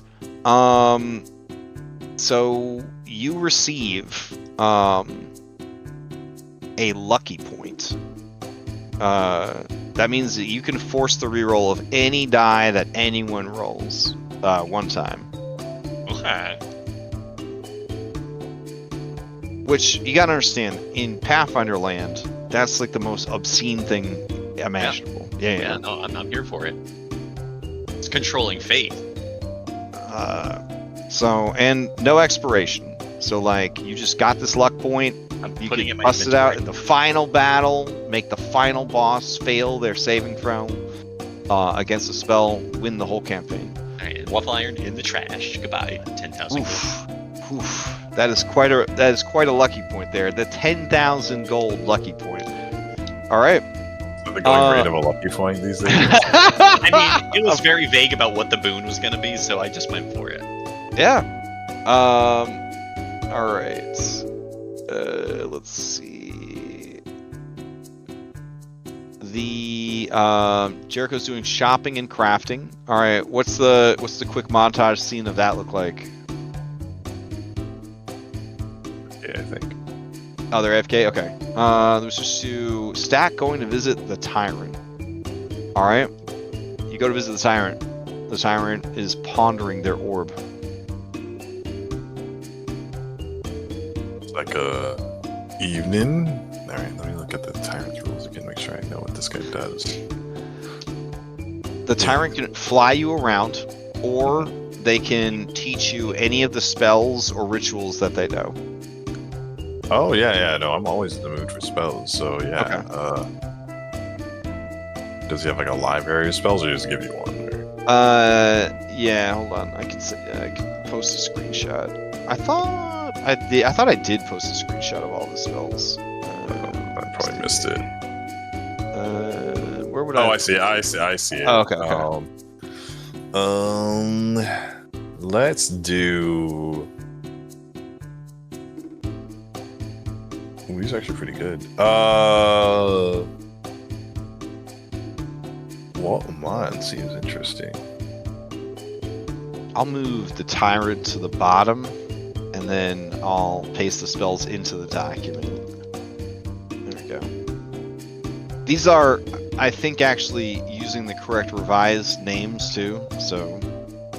Yeah, I see to look up. I haven't seen unrelated observation before. I see not sure what that does.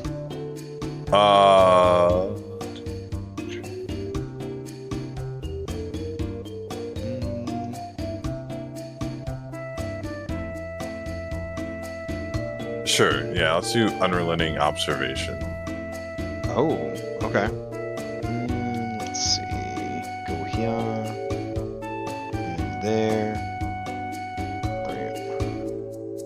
Okay, so Unrelenting Observation is a concentration manipulate occult scrying spell. Let's see, one creature or object tracked and up to 5 other willing creatures. The spell grants perfect sight based on scrying, allowing several willing targets to track the exact movements or position of one creature or object. Choose one target creature or object in the area to be tracked. It becomes the sensor of the spell. Up to 5 willing creatures of your choice in the area can see a ghostly image of this creature or object when it's out of their sight. They can perceive the creature or object perfectly, allowing them to ignore concealed or invisible condition, though physical barriers still provide cover. The tracking creatures can see the tracked creature or object through all barriers other than lead or running water, which block their vision. Distance doesn't matter, though the creature or object might move so far away it becomes too small to perceive. The tracking creatures don't see any of the environment around the target, though they do see any gear a creature is wearing or holding, and they can tell if it removes objects from its person. If the target to be tracked is willing, the duration is 1 hour. If you try to track an unwilling creature, they get a will saving throw. Okay.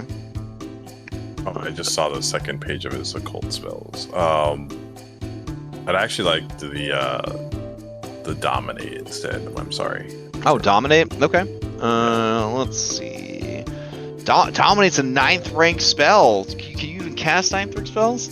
No, I only go to 7. It doesn't let you like okay, it doesn't like bypass it. I'll stick with the observation then. Okay. Right. So you can do 8th rank spells then? What? Oh no, shit, it's 8. That's 7. No, sorry, I'm sorry. Let's do Warp Mind then. I can only do up to 7. Dang. All right, yeah. So the tyrant do kind of chuckle at your over enthusiasm for knowledge. It has seen many people throw their lives away in the pursuit of knowledge that was too powerful for them to control. Same old story. Same. All right, so which one are you going for then? Let's do Warp Mind. I just don't want to waste any more of your time. Yeah, that's fine. Let's see. Warp Mind. Okay. Alright. The dragon has no agency of its own, but it can be called upon to aid with skills to cast spells. Treat the dragon as a spellcaster. What spells they could teach or cast. But one that also knows the legend, lore, ritual. Okay, so you will succeed automatically at this, but it do want some money. It's not a lot of money. It's essentially the cost of learning the spell, but you just automatically succeed at it without having to make a check. However, it would like to see an intimidation check to see how cool you are.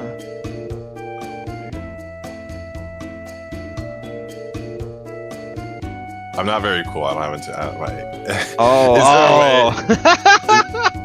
This is the second person this week that's come in here and tried to be cool that isn't cool. All right, what are you going to try to sub out? You gonna try a deception? Deceive him into thinking you're cool? Yeah, all right, give me a deception check.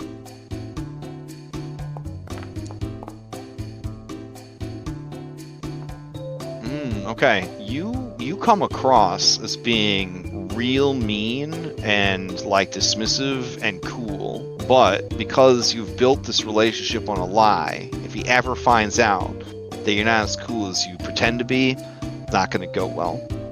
It's not going to go well. All right. Yeah. So all the normal rules for learning a spell apply. You just automatically succeed. So let me see. Learn a spell. You're a spellcaster. Blah blah blah. Blah blah blah. The price for a 7th level spell is $300. And then it'll reduce it by half, so $150, 150 gold. And it's 1 hour per spell rank, so it'll just take the rest of the day, or the night, essentially. All right, so mark off 150 gold, and you can add that spell. All right, and then Walter, you're going to the keep. Yep. All right, the keep is a dungeon. So you're gonna go do like the danger room equivalent of the Harrow Court. Yep. All right. I need a DC 35 athletics check to see how you do in the danger room. It's possible to sub out for anything. No, this is raw athleticism down there. This is American Gladiators. All right. It is nice of you to guinea pig all these things for everyone. Would you consider this to have swimming involved? Not enough that it's the primary part of the dungeon. Damn. All right. Yeah. Nah, I thought one of my things would. If you had dungeon lore, I would allow you to swap out dungeon lore for this. Oh, well, shit. Oh, look at that! Wow. Okay. All right. Hold on. Let me see what the fabulous prize is. You put it correctly. It is American Gladiator, Ninja Warrior, and all the fucking crazy Japanese game shows put into one as Walter is just Absolutely. running the gauntlet. At one point, you had to fight a room full of wacky, inflatable, waving arm guys. It is just crazy down there. The other all Outlaws Walter did not participate in the crazy death challenge thing that we were back in Absalom. Oh, at the junkyard, yeah. Yeah, but this one decides to give it a run. At least this Okay. version of it. You make it to the end of this absolute meat grinder death trap dungeon, and when you get there, confetti cannons go off. There's a beautifully scantily clad muscle man wearing just a thong speedo, and a beautiful buxom woman wearing like a race car micro bikini type situation. They're waving flags, and there's like an announcer there. It's just a kobold wearing sunglasses and a tuxedo, and they make a big to-do about how you were the first champion to make it through the dungeon, and they give to you a +2 greater resilient armor type of your choice. Well, okay, that's going to feed into the next thing I was going to end up doing. Was pretty much just going to the forge or whatever to just do crafting and stuff. So, can I transfer those runes over to my electric eel skin armor? Yeah, as part, just pay the cost and everything. That's fine. Yep. Okay. All right. Nice. Oh, and I guess that does kind of feed into the next stuff. So the forge comes with materials, right? Can we purge from those? Well. Oh wait, that was for metal. For metal stuff, right? Yep. Yeah, it's only metal, and it's only for crafting with the metal.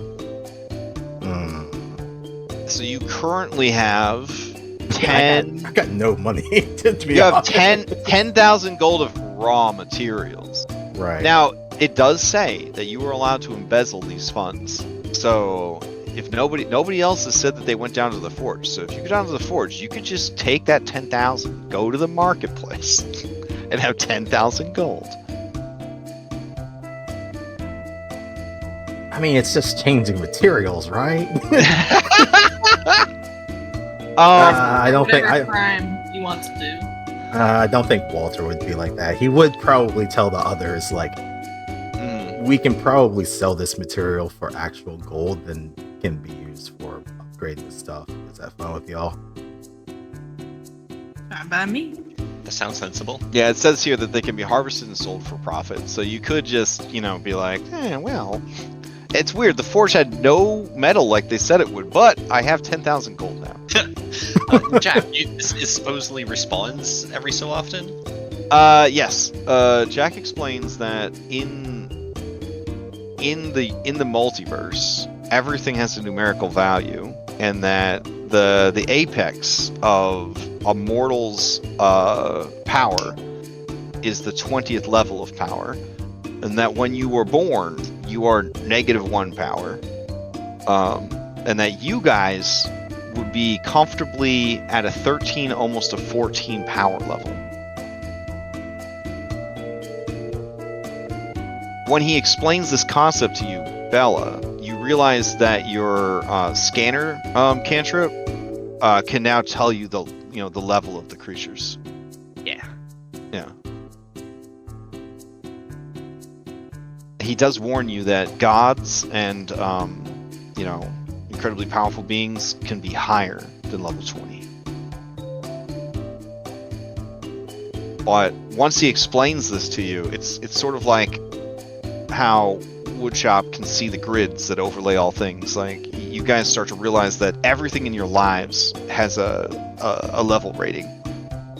Everything.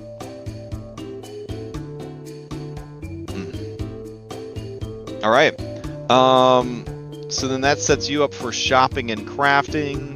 Stack is doing a 3-day earn income. So Stack, what are you doing to earn income? Gambling?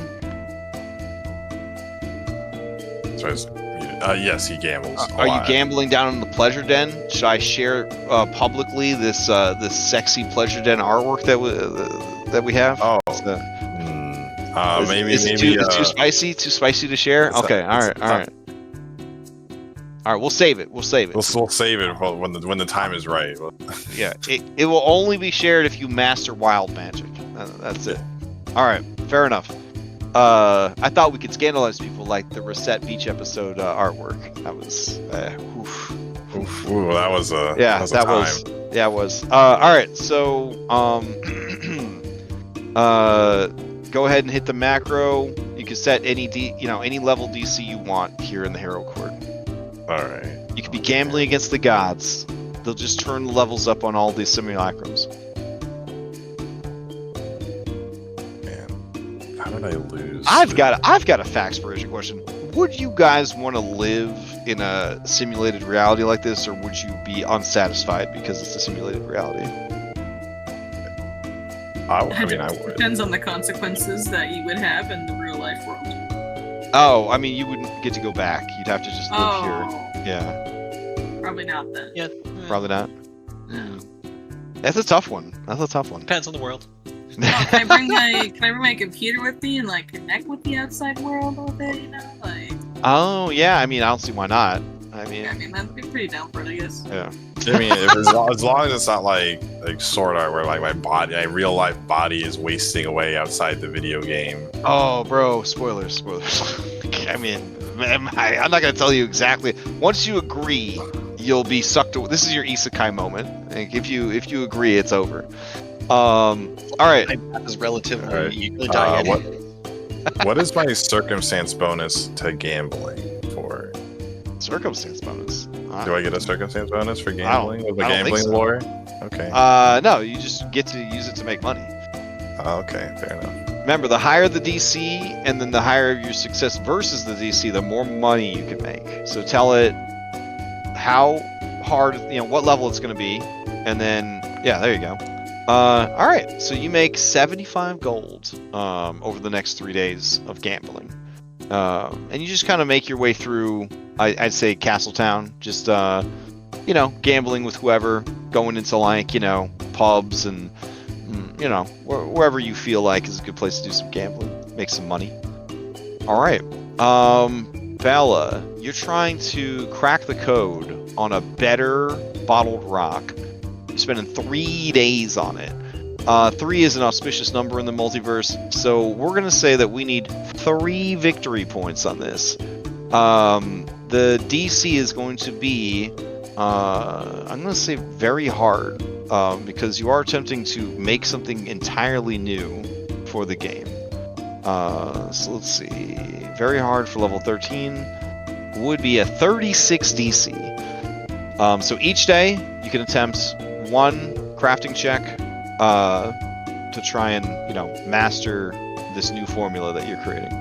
Because I'm doing crafting like things, do I get the aid of the? You get the plus, yeah. You get the bonus from the rooms. So any of the rooms, because of the vision, are at +2.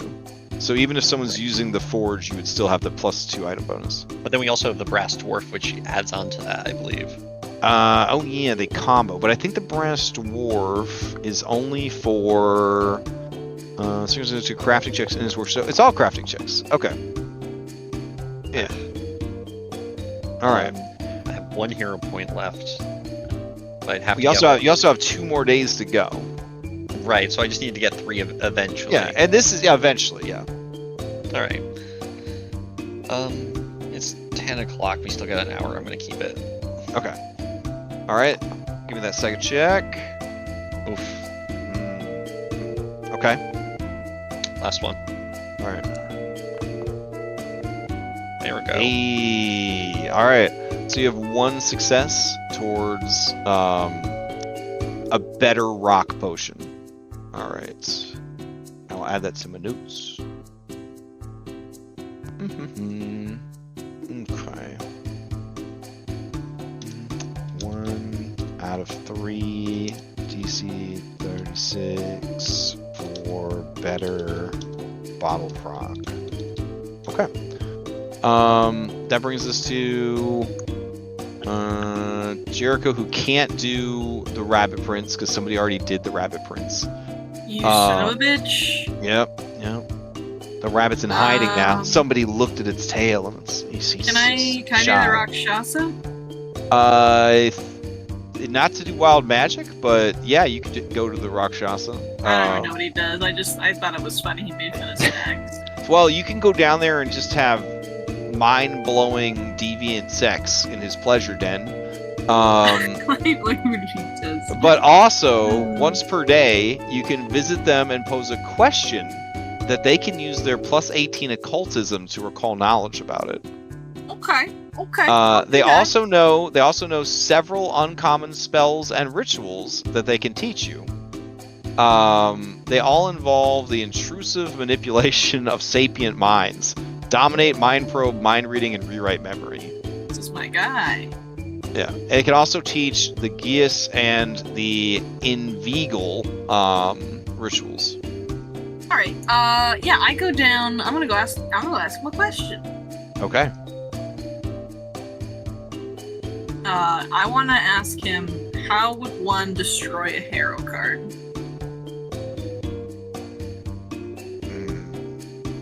Okay. Alright, I will roll its recall knowledge in secret.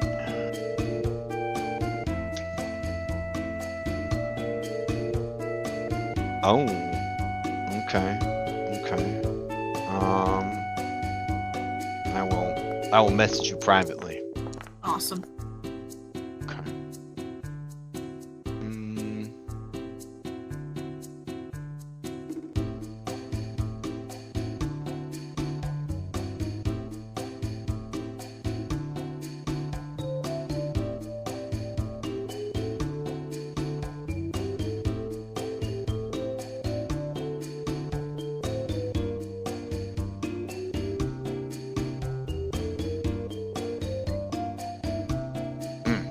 Okay.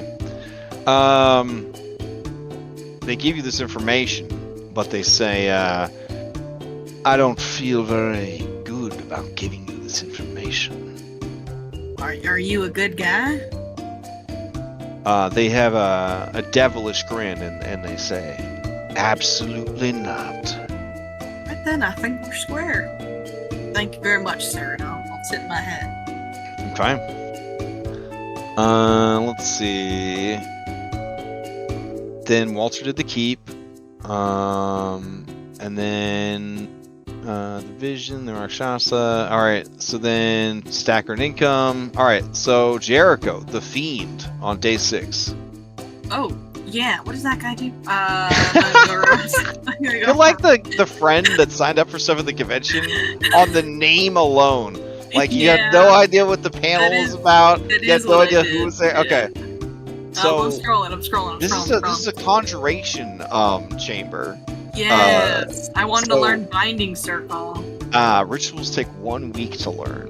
Fuck. Damn it. So you spend the day like in the fiendish library, like perusing. But I'll peruse, and then I realize it's gonna take too long. She throws the book in the air. Oh damn! That's okay. Why I stopped being a wizard. So much goddamn reading. If you want, you could bank 1 out of 7 days of progress. I'll bank 1. Yeah. Okay. On that note, then Bella, you could bank 1 day of progress on the legend lore. Awesome. Okay. And then final day, everybody's doing stuff. Jericho, you're doing the vision. All right. So, what is your intention with the vision? I wanted to just pester Jack, but I know that. I mean, Jack's a beats you, but you can just spend the day with Jack. I wanted to. Oh, I had a question about this one. Can I learn how to make gadgets out of this? Like formulas for gadgets? Let's see. Borrow a spell, identify alchemy, identify magic, or learn a spell. Yeah, I like that. So we could do learn a, what do they call them? Recipes? Yeah. Are they really called recipes? I don't know. I just think I think they're called formulas. Formula. Okay. Yeah. Yeah. Magic users shouldn't have all the fun. Okay. Learn a formula or learn a spell. Okay. If they do, apply the workshop's item bonus. Okay. So what formula are you trying to learn? I want to say I wasn't expecting you to say yes, so I'm not really sure. Okay. I'm definitely learning something though. But, okay. All right. I'll let you know and I'll deduct the costs from it. All right. It seems like everyone's downtime activities could be handled privately. Does anybody need to roll checks for these? I don't think so, because I think you answered it in the thing. so they would know formulas for like the runes and stuff. So etching stuff onto, like, I'm looking for a greater striking rune, like etching that onto my gun. Would that just take a single day of downtime or multiple days? I think etching runes fast, bro. Okay. Then I may have to think about what other things to kind of fill up time with. Actually, you know what? I may just do earn downtime. Or, yeah, etching a rune into an item is the same process. Yeah, it goes real fast. I don't believe it's here we go. It takes 1 day to DC of crafting check to transfer a rune is determined by the level of the rune. Okay. It takes 1 day to transfer a rune. okay. Or I guess put a rune onto a item. There we go. Okay. Well, there's only 2 items. One was from that armor I just got and transferred it to my eel skin, and then the other was for a greater striking and to put it onto my gun. Okay. So that's, I guess, 2 days of downtime. Up. The last day, I guess I'll just do earning gum.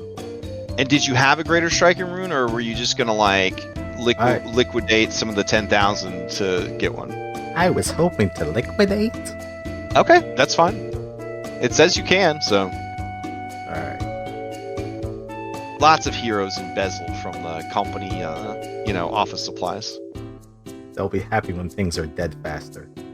Mm-hmm. Okay, so that's gonna be it. And then I'll throw the rest of that money back into the. It'd be really nice now that you have this pimped out rifle. If you didn't leave it on the ground, like I'm just saying, like.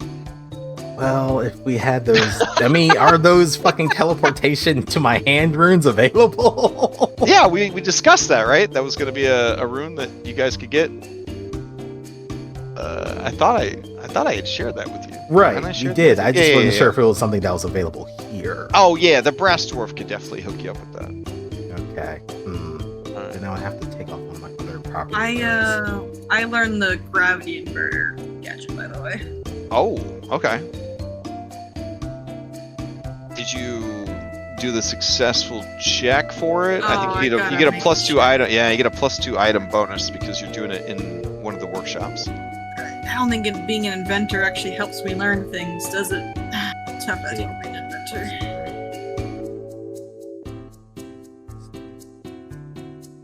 Alright, last day with this package.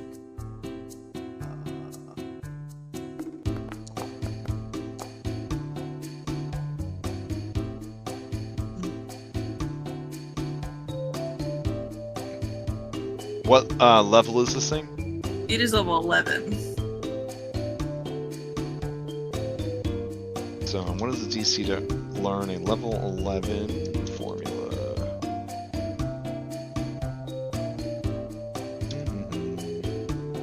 I will hero point if needed.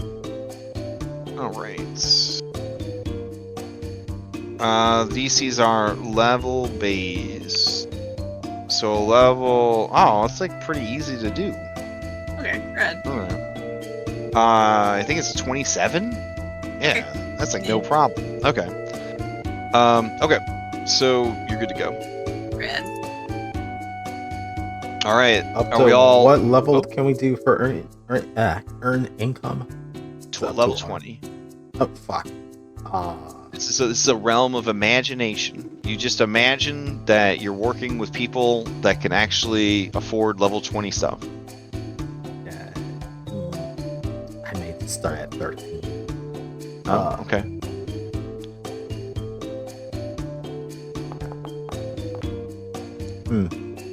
Good thing I didn't go higher. Okay. All right. So you were like making guns or something, making weapons? I was trying to make some ammunition and stuff. Okay. Well, yeah, like there's a bunch of halfling children with guns now, so they are looking for ammunition for their guns. I gave them faulty stuff, so it's all fine. All right, your reputation is ruined around town as selling bad ammunition. Okay. Nice. All right, that takes us to the end of your downtime. Congratulations. It's the first downtime you've had in this whole campaign. I'm so happy for you. All right. On the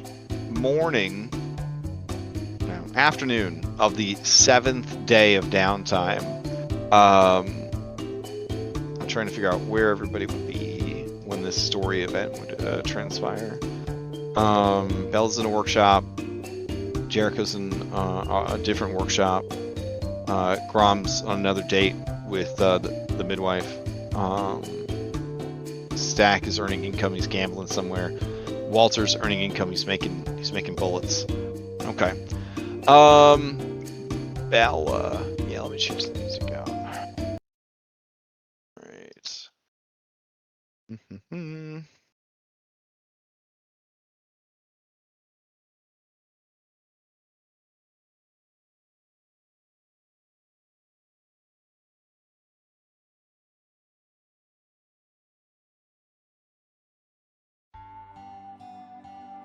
Nope, that's definitely not what I'm looking for. Is it this one? Nope.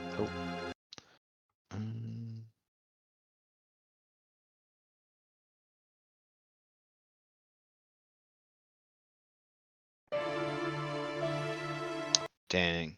All right, I can't find it, so I'll just play a different one. Just go with. All right. The classic. Okay. Bella. Alarms start sounding. Jack rushes into the room that you're in. Hopefully not interrupting your stuff, but the way things are going, you could blame it on Jack for, or maybe this is the last day, so maybe this is like right as you have your eureka moment. Jack rushes into the workshop that you're in, and he says, Bella, it's real bad. We don't have time. Okay. Something happened. Something happened in the portal room. I don't know where the others are. I have a bad feeling about this. Let's go. Bring me there. So you guys head to the portal room. Let's see. Where is it? Portal room number 2. Should we get the others? He says, I've sent for the others, but I don't know what to do. And he looks so distraught and upset about whatever has transpired. When he grabs your hand, you can feel it shaking, either from nerves or fear or something else. Let's see. I think the B team is a camera for everybody, so I'll throw that on there. Okay, he says, something happened. The portals, one of them was activated, and then none of them are working now. And as you guys arrive in the portal room, which I'll take you over to right now, you see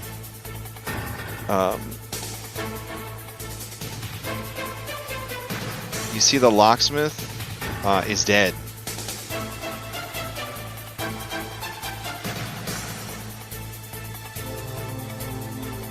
Ooh, thing just ended. Yeah, Oh, maybe it doesn't? eventually. Oh, okay. Alright, hold on. I think if you drop the party token, it'll give us. Oh, yeah, party token does it. Okay. Can you guys see through the drunk BT manager? No. No? Okay. Then I'll just grab the party. Let's see. Go home, BT manager. You're drunk. You're right. There we go. There we go. Alright, can you see? Yep. Okay. Yeah, so the locksmith is dead.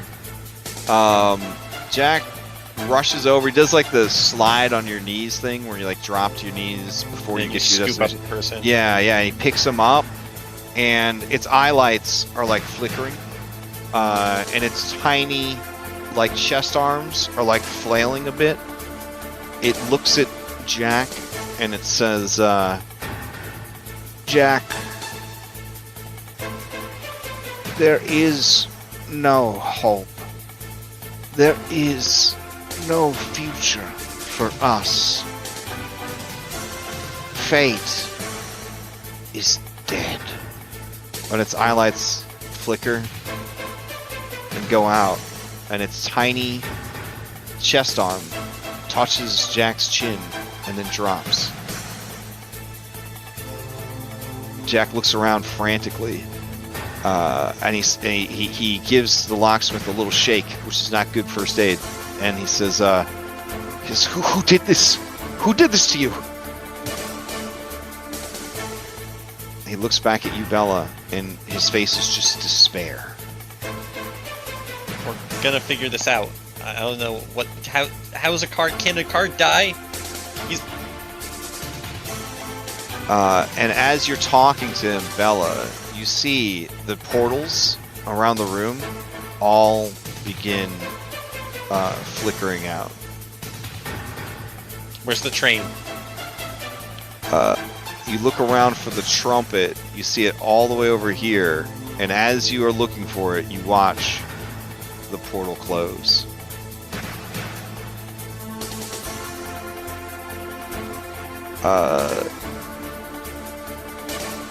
At this point, each of you arrives on the scene, brought here by one of the manifested cards.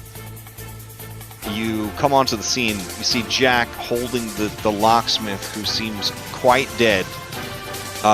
You see Bella looking over at this portal over here with a bit of despair in her eyes.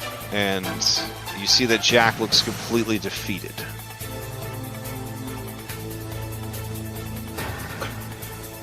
Bella, what's the situation? Someone killed the keymaster. I didn't even realize these people could die like this.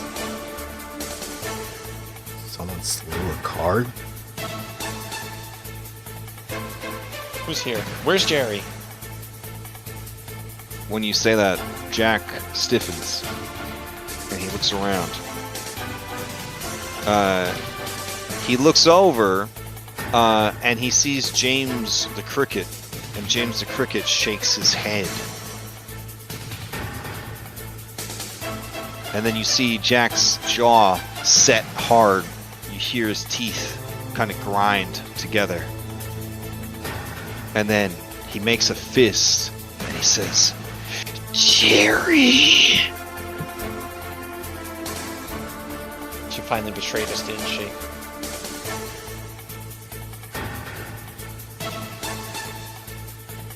Well, that was a lot sooner than I expected. I actually thought it'd be out a closer when we got more of the cards in hand. Oh, Jack, how do you guys die? Actually, well, Don't tell me that. I don't. It's better a secret, not getting out. There's a lot of ways. I guess. I mean, when we're manifest, we can die, but Grom, where's Grom? And when he says that, Madara arrives, and then you see crawling out from her bosom is Grom. And he looks at the locksmith, and you can see that he is shook by what he sees. He reaches into his pants and he pulls out the locksmith card, and you watch in horror as the card starts to crumble into so much gold glitter.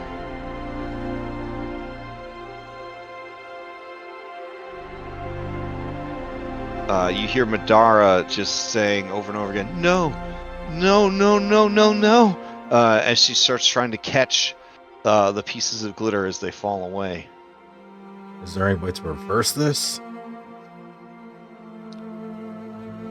Or does it mean Jack this card looks- is completely destroyed? Jack looks flabbergasted, and he says, "It can't be destroyed because we need all the cards to remake the deck. It can't now. No. If Any one of you guys would know anything? Any of you gods smart enough to fix this? I mean, that tyrant guy seemed pretty smart. That the tyrant might know. Yeah, the tyrant might know." And with a flapping wing sound effect, the tyrant kind of arrives on the scene and says, "I heard the alarm." Its eyes narrow into three slits of, because it has 3 eyes, 3 slits of light as it looks over at the dead locksmith, at the scattering golden light that is the card. Mr. Tyrant, you're a powerful spellcaster, right? You wouldn't let one of your compatriots die like this, right? Is there anything You that want- can be done for we this use- situation? Can we use the briars? They help bring people back. The tyrant hears what you're saying and says, "Yes, that could work.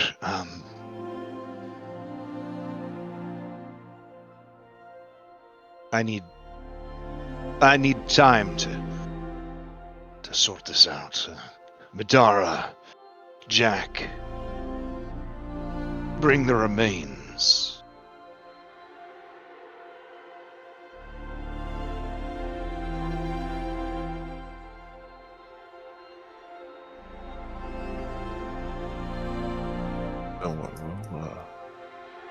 Mr. Tyrant's gonna fix him right up. Grom hops down and he says, I'm gonna go with them, because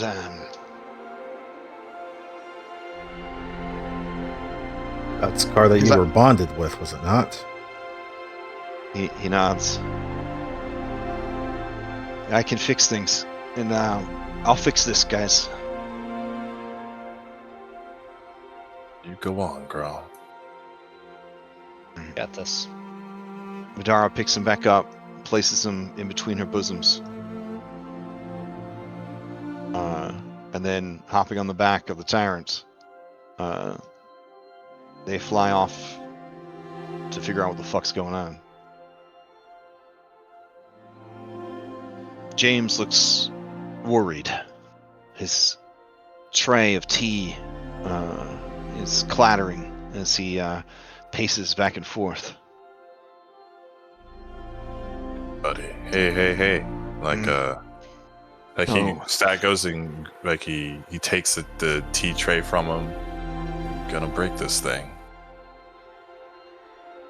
I knew that woman was no good. Why would Jack let her in? Why would fate choose such an inelegant woman?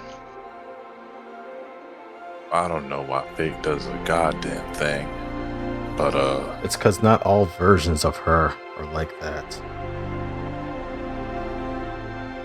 We've met our. still- Go ahead, sorry. I mean to cut you off. Please continue. I mean, we know there's other versions of us that aren't exactly the kindest people in the world. Yes, So- I suppose you're right. Damn it. But Master Jack, he looks so distraught. This has never happened before. well, all right. Well, we need to do something. We need to do something quick. So, it looks like Jerry found out how to mortally wound you cause. How do we collect you guys and keep you guys safe? Well, there is a certain aspect of danger when we're manifest.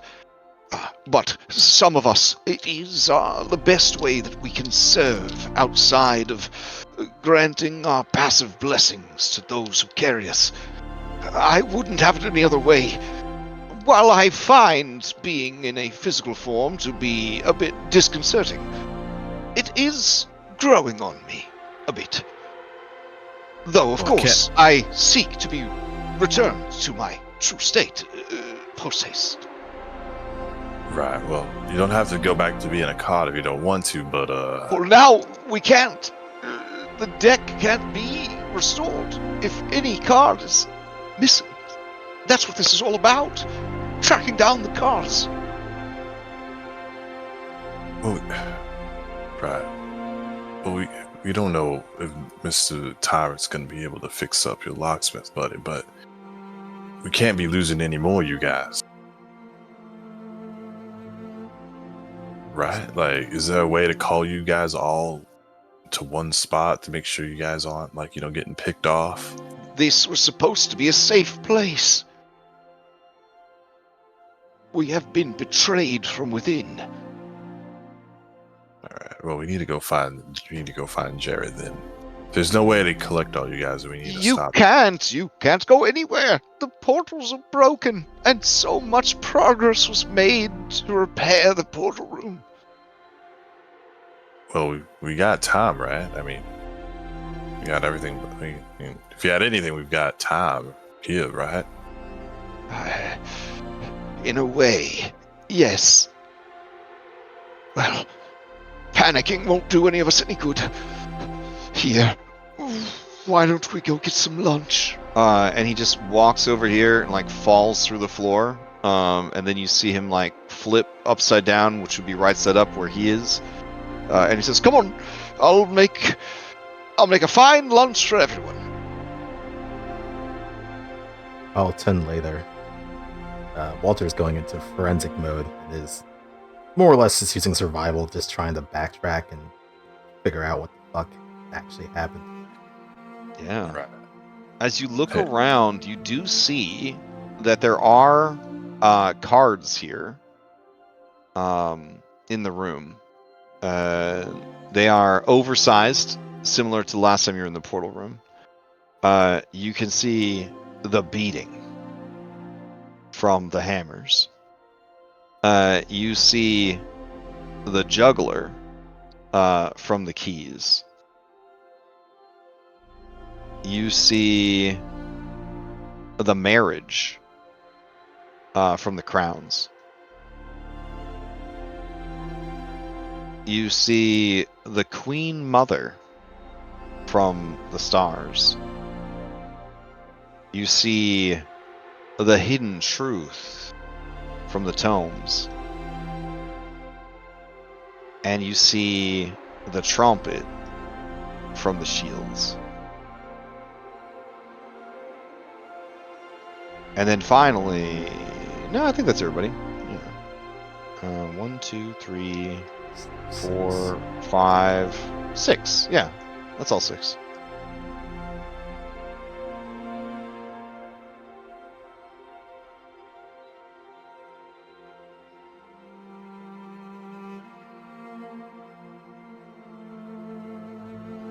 May I try to recall knowledge to discern what is broken, what has been tampered with? Absolutely. Can I aid them in the recall knowledge? Sure.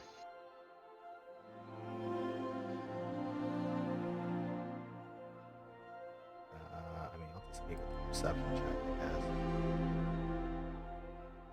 I guess. Most sense? Mm-hmm. No, DC's 15. Okay. Yeah. So you point out clues and evidence, etc., etc. So you have a +3 circumstance bonus. And I will roll that with advantage. Okay. Roll a second time. I'll take the best result. Okay. It is your understanding, based on what you saw, that the creature, the locksmith, it was bleeding, but the wound seemed to be self-inflicted. Looking back, you realize that clutched in one of its larger hands, like its humanoid hands, not its little chest arms, there was a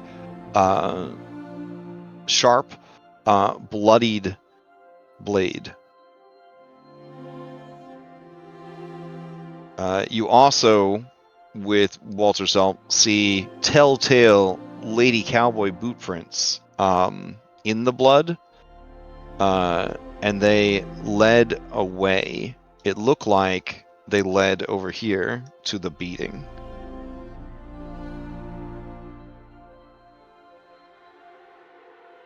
You also realize, with your recall knowledge check, that the locksmith, the nature of the locksmith, the appearance of the locksmith, the existence of the locksmith is what makes the portal room work.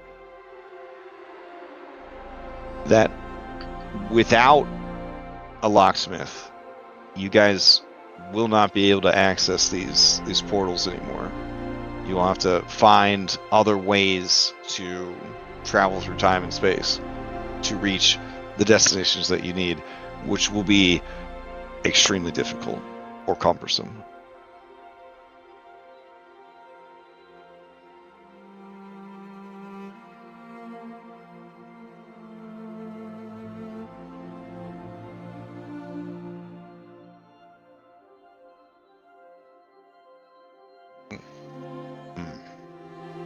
So we're gonna have to get to Alcatraz if we want to get on that train. And it also occurs to you, Bella, that you may ask any question you like about the situation. There's no way that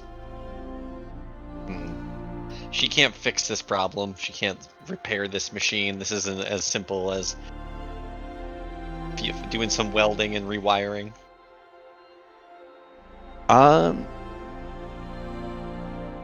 What has happened here, you think, is that these are manifestations of ideas, beliefs, concepts. You think that the locksmith ended its own life. Okay. That conflicts with my belief that Jerry, because of her footprints, was involved with this, but this is very confusing. Do you see anything, Bella? You're the smart one, so. I think, like, as crazy as it sounds, it looks like he actually may have done this to himself, and I can't understand what motivation would have driven him to such, but I know Jerry was involved somehow. These cowboy boot prints don't lie.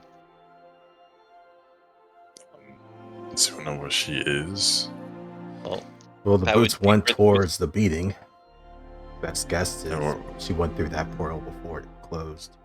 Or, she took her boots off when she got to the portal and then walked somewhere else barefoot. Or true. I mean, I could start scouting for her, but... Now, despite her terrible ability to lie, she is pretty smart. Like, Man, the visual novel murder mystery with the you have to look for clues and have the court case later. All right, let's see. But like, how do we do anything without these portals? I mean, how do we get to these events? We're in another dimension of time and space. All right. Where'd Jack go? Jack went with the tyrant and One of the other cards. All right. What about? All right. Maybe Vashon knows something. Maybe he's the last one to talk to her. We can try that. I don't know what help that it can be. I mean, we may as well check on him anyway. He could also be dead right now. Yeah, she did like killing Vashons. Yeah, let's make sure that Woodshop and Vashon actually still alive. All right. You check in. You find Vashon, Woodshop, and Jeremy Darling. They are all enjoying an incredible lunch that James the Cricket has stress made for everyone. I guess Cryptic Muffin, you can take over Jeremy's scenes. Absolutely, he flexes. His muscles glisten as he eats this beautiful breakfast. Okay. Woodshop says, Wow, you're so cool. You have so much meat compared to most Jerichos. You know who's cool, Woodshop? You were cool. I think you're gonna Woodshop. Man, Woodshop's overwhelmed. He just sort of stares blank off into the distance, memorizing this moment. Kind of looks like that while he does it. Hey, have any of you guys seen Jerry lately? You know, the one we came here Vashon with? says, "Oh, Right over here. you mean shitbag Jerry? No offense, Jeremy. Now, last time I heard they got robbed by a bunch of kids. I thought that was pretty funny. When was that? Oh, that was early in the week. If weeks are a thing, I don't know. Feel like I've been here for a month. No one's seen her since then. Well, I mean, I've seen her around. I guess you seen her? She was at the theater. I saw her actually. She was one of that show. Is that who was throwing that fucking popcorn at me? Yeah, I didn't want to say anything because I didn't. See, really I wanna... thought it was just some rambunctious simulacrum kids, and I didn't want to be an asshole, so I just let it happen. Plus, it was real good popcorn, and I didn't feel like paying for my own. I think they had extra butter on it. Yeah, it was...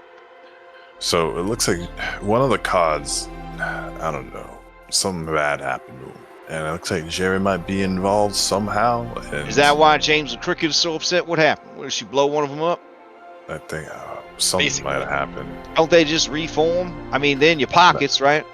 Well, not like this one. This one, they took him away because it looked like he wasn't going to make it. So we need to find out what happened. What do you mean? What do you mean a card ain't gonna make it? They They were very clear. It seems. So she stole it. No, he's dying. It's gone. The card itself dissolved into glittering dust, and Whoa. with a sense of finality. What card was it though? The It was Locksmith. Grom's card. Grom's card. Locksmith. That's the one that controls the portal room. Yep. Yeah, they Yeah. all the portals shut. We don't know how we're gonna get to Jerry now. The good Jerry. The yeah. Wait a minute. less bad Jerry. Wait a minute. All right, you see Vashon's deep in thought, and in that moment, in that sobering moment, you guys remember that he is actually one of the smartest people in Alcazar, a city of smart, admittedly damaged people. What? No. Yeah. He gets up, he starts pacing, and he says, all right. You said it disappeared with a sense of finality, Bellinor? That's right. Glittering dust in like a a very like. All right. So that May as well give So, all the details. It seems like if there it- was some type of sharp object in the card's hand, and the afflicted wound was from that object. Apparently, they can kill themselves. Others doing it may have a little bit more difficulty. All right. Okay. As Vashon is pondering and thinking, Jeremy spoons. She could have compelled him to do it. There's God damn. All right. So Vashon, he snaps his fingers a few times. He says, all right, listen. This old place is a real mind fucker. You know what I'm saying? The whole like metaphysical, everything's what you believe in. But think about the evidence we have so far. When we was on that staircase, Bellinor making all kinds of crazy shit happen. In fact, Bellinor's been making all kinds of crazy shit happen since we started this whole thing. That's because so much of what we are perceiving outside of Galarian is all just what we are perceiving outside of Galarian. That is to say, nothing's real except for the realness that we apply to it ourselves. Our force of will. Right. So, these creatures, these simulacrums, these cards, right? They're manifestations of ideas, right? But the cards are eternal, right? If they could have been broken, they would have gotten broken when the deck got broken, but they just got scattered. That means that when that card went and disappeared, disintegrated, or whatever, that was just a manifestation of its loss. But that would mean that the card still exists somewhere, somehow. So it probably just got spawned somewhere else in the multiverse, and we just gotta track it down again. And I bet Grom will be able to find it because it's tuned to Grom. Okay, we did. Grom did go with them. We need to reacquire him. But that sounds good. That's a good start. That's a great theory, Vashon. If we reacquire the Keymaster, he could reopen the portals. Well, I feel like if that was the case, the other court members wouldn't be so panicking. We gotta try something, Jerry. Well, they're too close to the problem, Jeremy. He says, absentmindedly, putting a hand on your shoulder, Jeremy, giving it a squeeze. He says, there's a saying that, what matters to the dolphin don't matter to the whale. You know what I'm saying? Like, sometimes you're too big to see the whole picture, or you're too close to see what's happening. I think that these cards, they're new at all this, I don't think they even understand themselves. Well, I think your theory sounds like the best thing we've got. So, how about we go find where this card spawned and fix everything, get everything back on track, and and Jeremy reaches down and he takes off his B-team badge that he maybe had on. Oh shit! Okay. I think you guys need to Jericho because the one you had has absconded. Woodshop slowly puts his B-team badge back on. He thought he had a chance. Sorry. Maybe next time. I'm sorry. I do want to ask. When I introduced this Walter, I had said that he had walked away from his previous team, and there's like gender flip versions of the characters on that team. Is this the same Jerry? Oh man, I don't know. I mean, Muffin, is this from the Jessica Empire success timeline? Is this? Oh no, I think it was just a bunch of randos that were put together. It was like gender flip versions. It was like best Sonic color or something. But your team, but this is a teammate that died though. This is a teammate that died. So I guess the question is, if you are from, I walked away from that team, so I don't know if they lived or died or what happened. Well, they died. Well, he definitely died if he's here right now. Okay. I should properly introduce myself. I'm Jeremy Daring, Muscle Wizard at your service. Woodshop says, yeah, Muscle Wizard. He comes from a timeline where everyone has muscles. You bet I do. Even the skeletons. Mm-hmm. Grafted on with super glue. Heard this before. Right. Okay, so where's the rest of everybody? We should probably regroup at some point. If Jerry's going around, if Jerry's in the wind, or Probably not safe to be apart right now.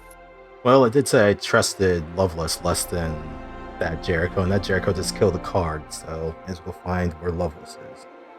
Oh, okay. Well, I mean, we just, I think we should just gather up everybody.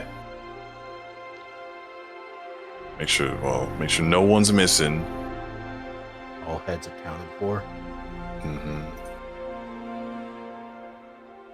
All right, I'll start roping people up and get them together. All right. Not literally roping them up, but a figure of speech roping them up. I feel like I need to clarify that. Yeah, so you guys get everybody together.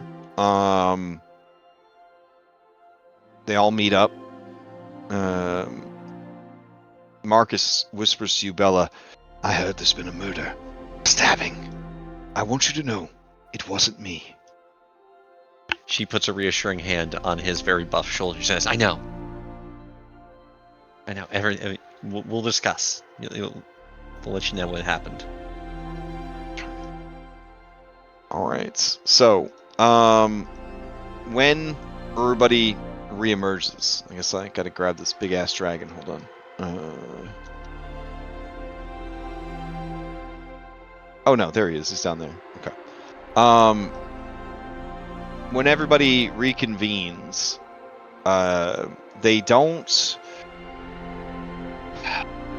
look happy, but Jack does not look as panicked as before. Madara looks, well, her expression is hard to read, and the tyrant looks pretty much the way they always do. Grom has a look on his face that looks determined but sad. Jack addresses everyone and says, okay, we think we know what happened and how to fix this. What's the news?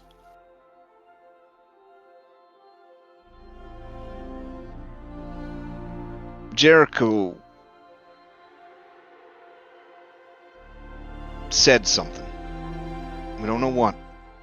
But she got into the locksmith's head. And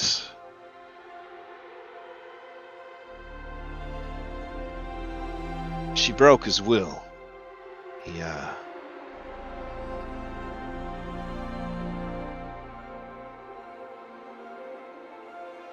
He couldn't see a way through all this. And so he gave up. He gave up on himself, on us, on the fates, on fate itself, on putting all this back together. He's tried too many times. He's failed too many times, I guess. How'd you figure this out? Is he okay? No, he's gone. But Grom, and Grom looks at all of you guys, and he pulls out of his pants a card that looks like went through a dog ate my homework situation. And it's taped and glued back together, but it's in real bad shape. And he says, well, we managed to get it back together, but it's like an airship with no pilot now.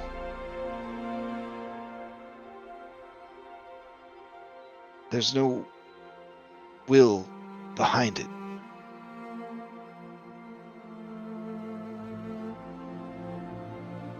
And while the card is fixed and it can't be destroyed, it really won't be much good at getting us all where we need to go.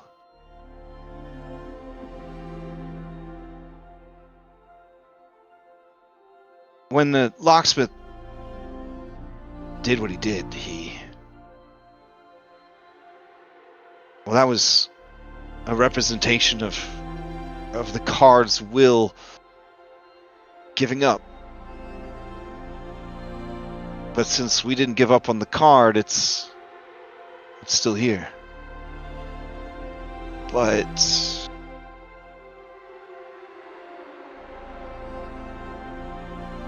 an airship's no good without a pilot. It needs a new will. Is that what you're saying? He nods.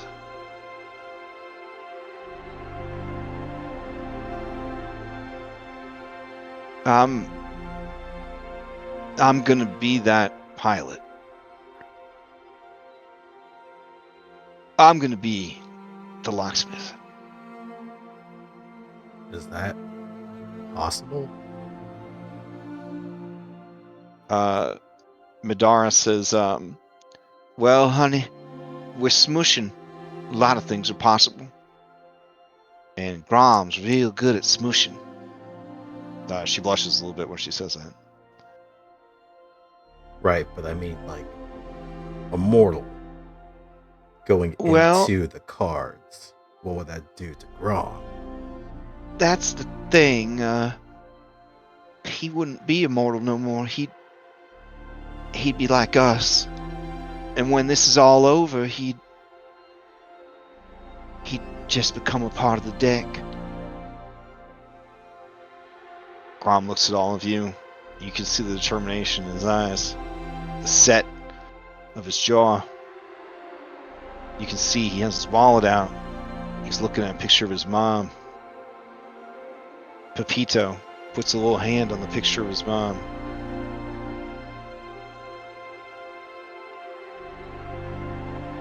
And Jack says, look, we already tried to talk him out of it. And you guys are welcome to do it, but without a locksmith, it's gonna be real hard. I don't know. I hate this. And he kind of wanders over here. Does that thing where, like, you know, you're like putting your head against the railing, just kind of like, kind of deal. Walter will walk up to Grom. Kind of kneel down to meet him face to face. Princess Leia to R2-D2. Got it. Yeah. You sure about this? He says, I am, but Pepito isn't me, and he never has been. He's always been his own guy. And he fist bumps his little brother. I'm gonna enter the card. I'm gonna give up my mortal life, but Pepito, he doesn't have to do that.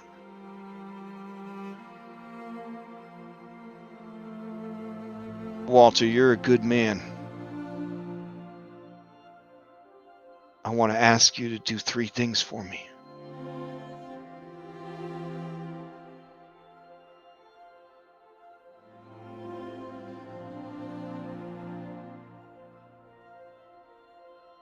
Would that be all right?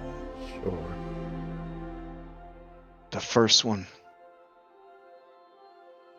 take care of Pepito. Let him go on this big adventure with you.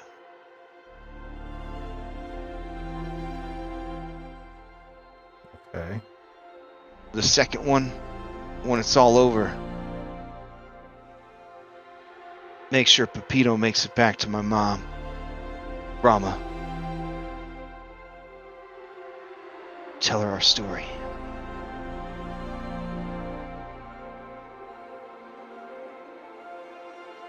And the third thing, He stares at you hard and he says, "Go get our Jericho back."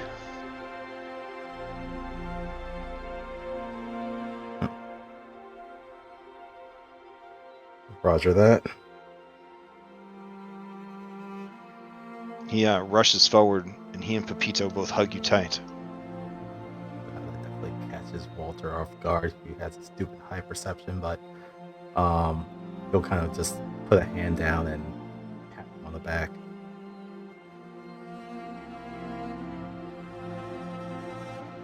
And Grom usually wears like his holy symbol of Bry around stuff visible, right? Oh yeah, his trench coat of Briar or whatever, absolutely. And he Okay. doesn't wear his signature sombrero anymore because it's not sunny or hot anymore. So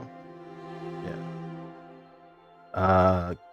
Walter will look down at the symbols of Bry that are on his coat, and he'll just kind of tap on one of them. Well, I guess always remember that Bry will have your back. I don't exactly follow as much of her tenets as I used to in the past, but you're a good one, Grom. May Bry be with you. he looks up at you. Well, you guys are at eye level. He looks at you and he says, "And also with you."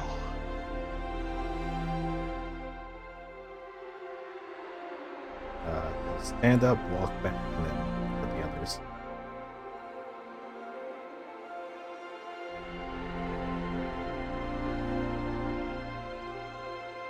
As you approach, Stack, he moves to give you a hug, and he says, "I mean, I'm not going anywhere until you complete the deck. I'm gonna be right here. You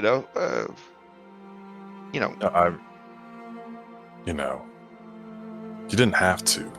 It's but I know when duty calls, when you got to do something, you got to do it. So.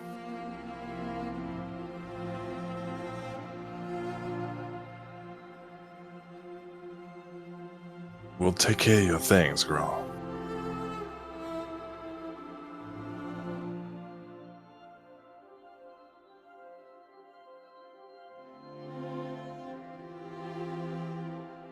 You smell his cigar smoke as he shifts the cigar to the other side of his mouth so it doesn't burn you. And he says, "I know you will. And I know you would have done the same if that rabbit card offed itself." Yeah. No one's found him yet, so can't let him off that easy.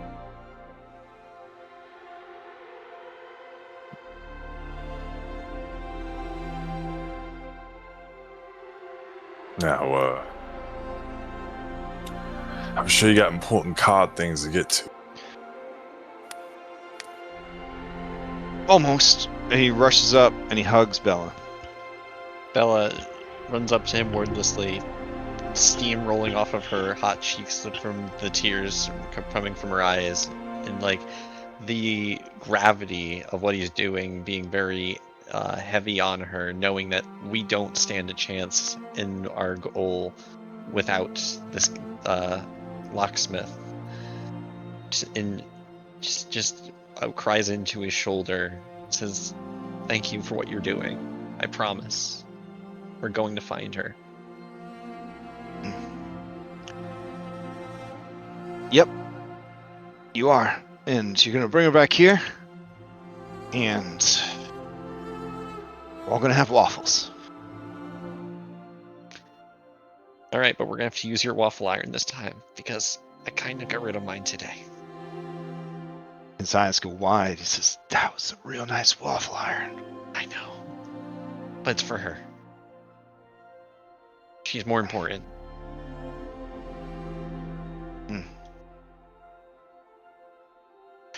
Well, Just give me a little bit to figure this whole thing out, and then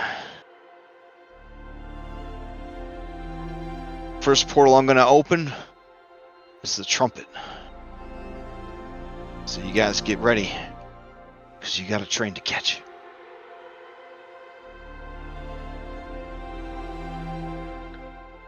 Miss Jericho sounds like she means a great deal to you. We'll make sure to get her back.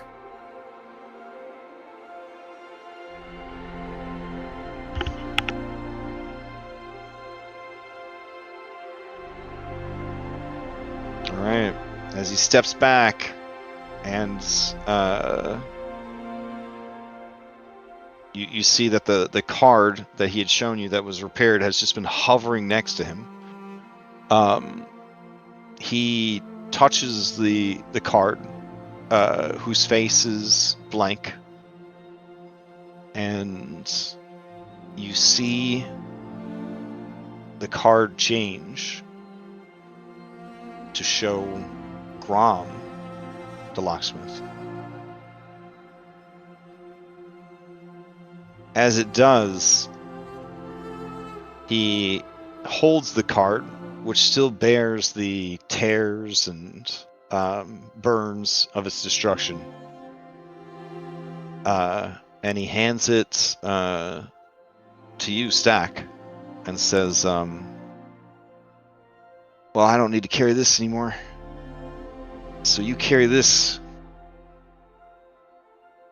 so I can be there with you. And then you hear a cork pop sound effect as Pepito detaches from Grom. He has the lower body of like a slug. And it's like a slug centaur. So like the human part is the adorable goblin, and then the horse part is just a slug. And he slurps across the floor and very slowly up your leg, Stack.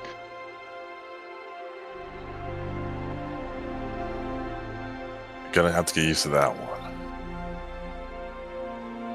And then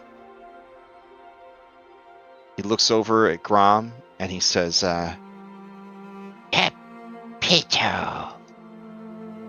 And Grom looks at him and he nods. And he says, you got this, little bro. And then he looks at you, Stack, now that he's slimed you all the way up from your foot to your chest. And he says, Pepito. and you see a glistening new B-Team badge on his chest.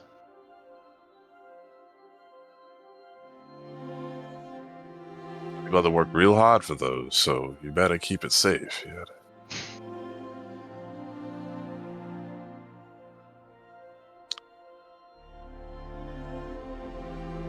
Alright. But good news, he doesn't like burrow into your flesh and become like a living tumor. Okay, that's Thank good. goodness. Yeah. Yeah. But he can. That's his B-Team ability. Is he has flesh grafting powers. Interesting. Alright, you see Grom takes on very temporarily like a very golden holographic sheen, like, you know, the incredibly high quality Hero deck that you could purchase from the Paizo store if you know how to, you know, make it to the checkout counter in their store. Yeah, good golden. fucking luck. Good fucking luck. The sheen goes away, and he does have now that same sort of otherness about him that the other cards have.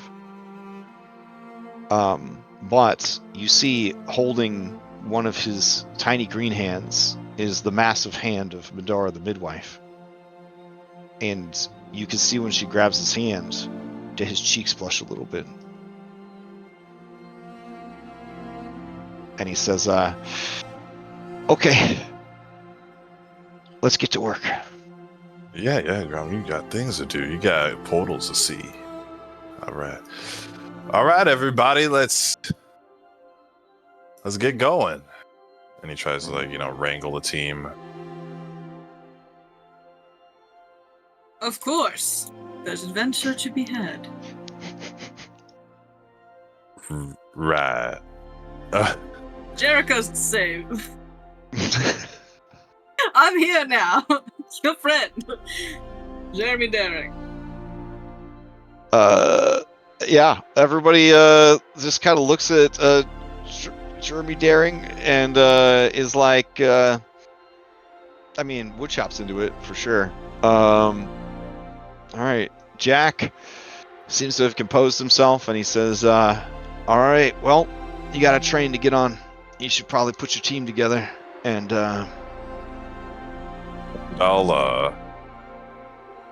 Stack takes a moment and he goes over to the tyrant and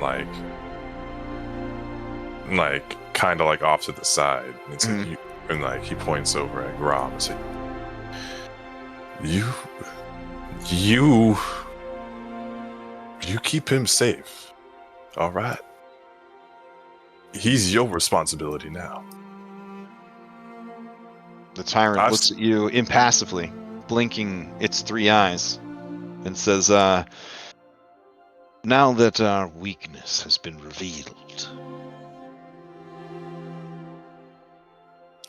we will do everything we can to keep morale high, to keep hope alive. I've seen that stat block. It's like, you keep him safe, all right? No, we can't lose anymore, you guys, okay? We can't take care of him anymore. Jack kind of says, don't worry. James is already starting to organize a board game night. Nothing keeps morale up like board game night.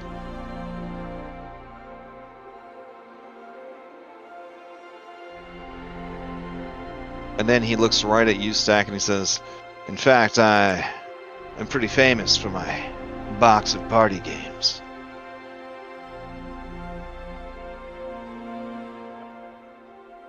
I'm sure they come out on a semi-yearly basis, and It doesn't matter. It doesn't matter.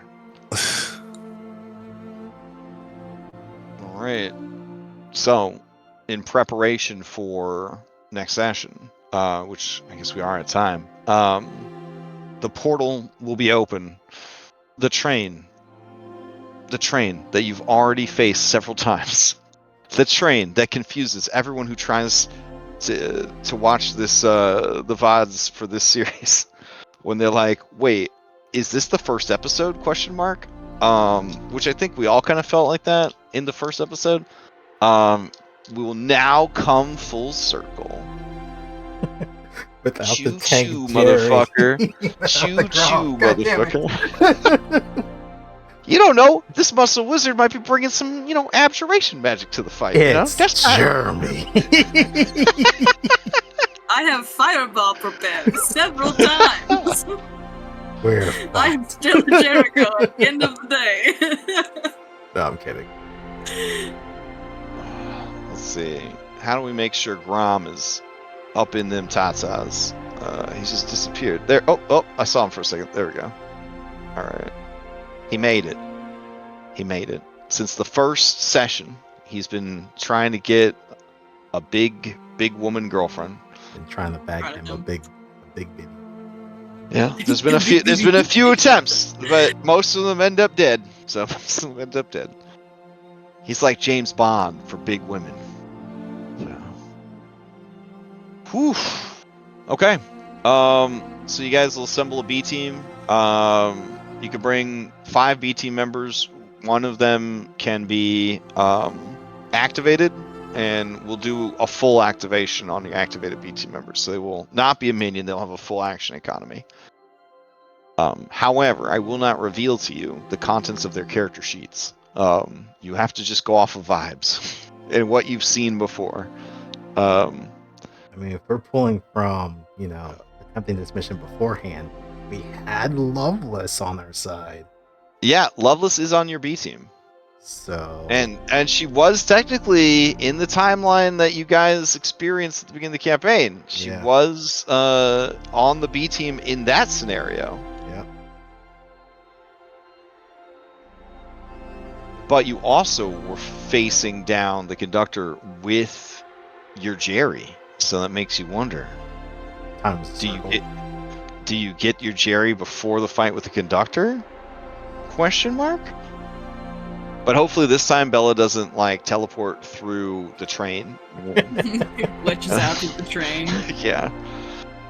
But 2 of you have +2 item bonus to all knowledge checks for this section of the adventure. So you could probably do some intel before you go through. To give you an idea though, Loveless is former BBEG of the previous campaign. Pretty good DPSer. Marcus, Junius Brutus is real good at stabbing. He's a rogue? The house therapist, Felicitas, is a healer. Let's see. Woodchop is a secret agent. Vashon is the alchemist. Stu is a support robot. Thorn is a mix of like ranged and melee attack prowess, essentially. So he's got some rangery stuff.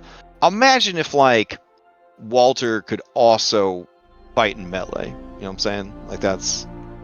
But then he's just not as good at shooting as Walter is.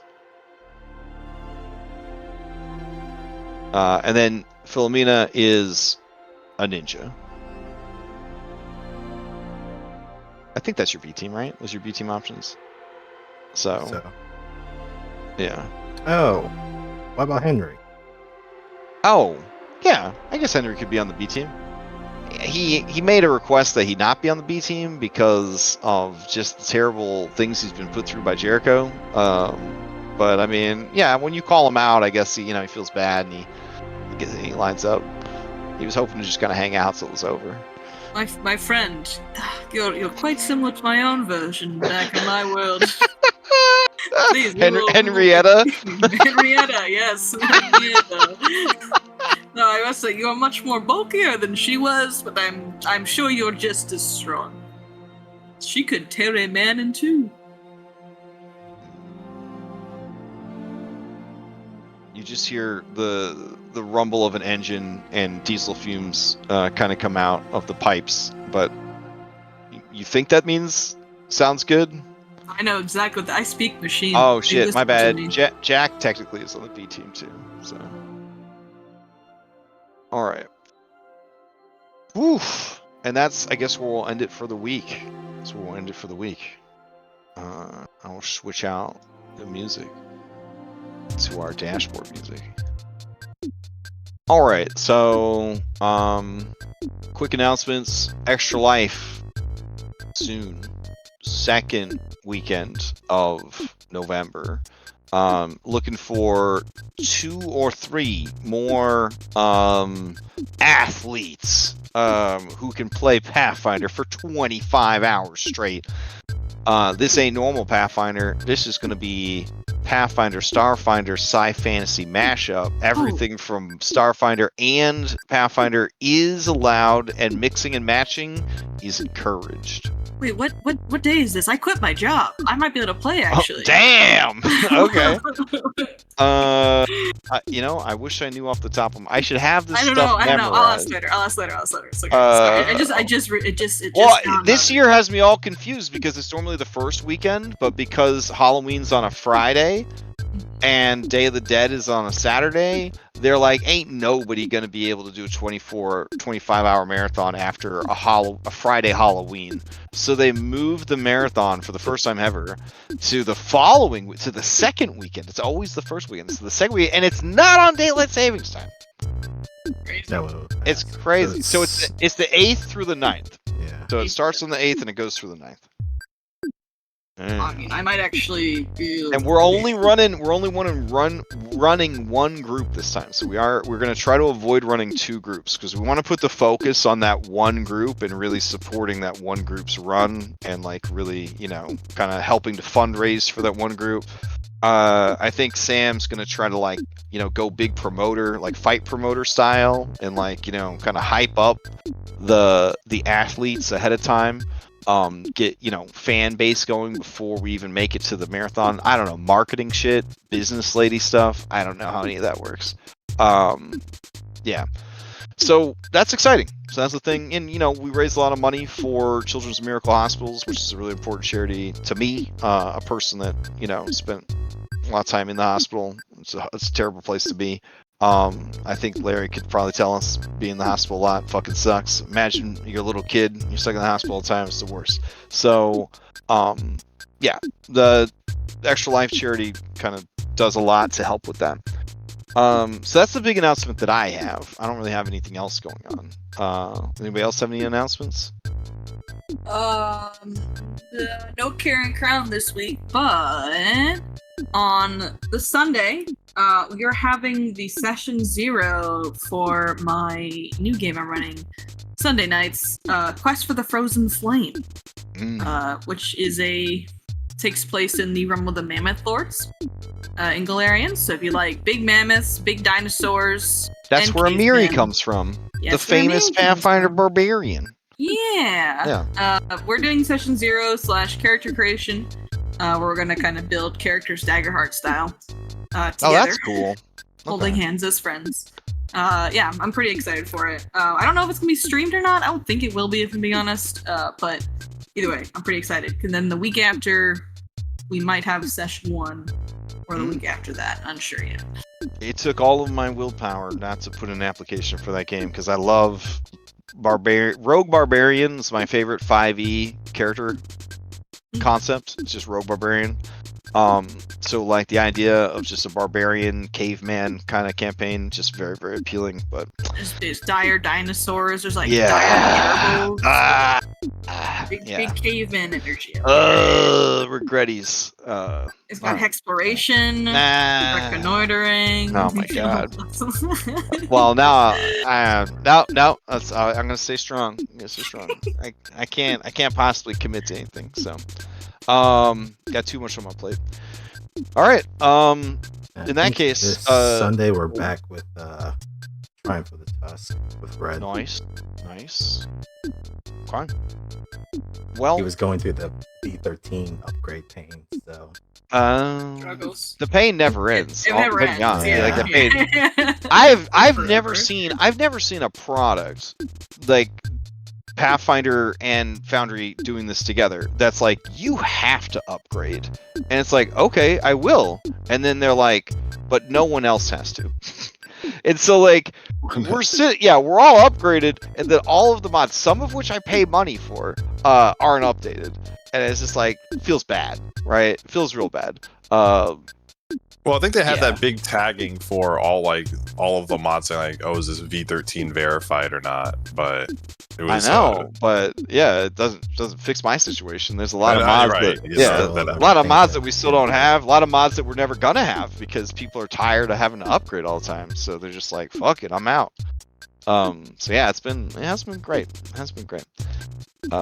I don't really feel like the features or the stability have justified the change. Like, I don't think any of the new features or the stability has really made me excited enough to be like, this was definitely worth it.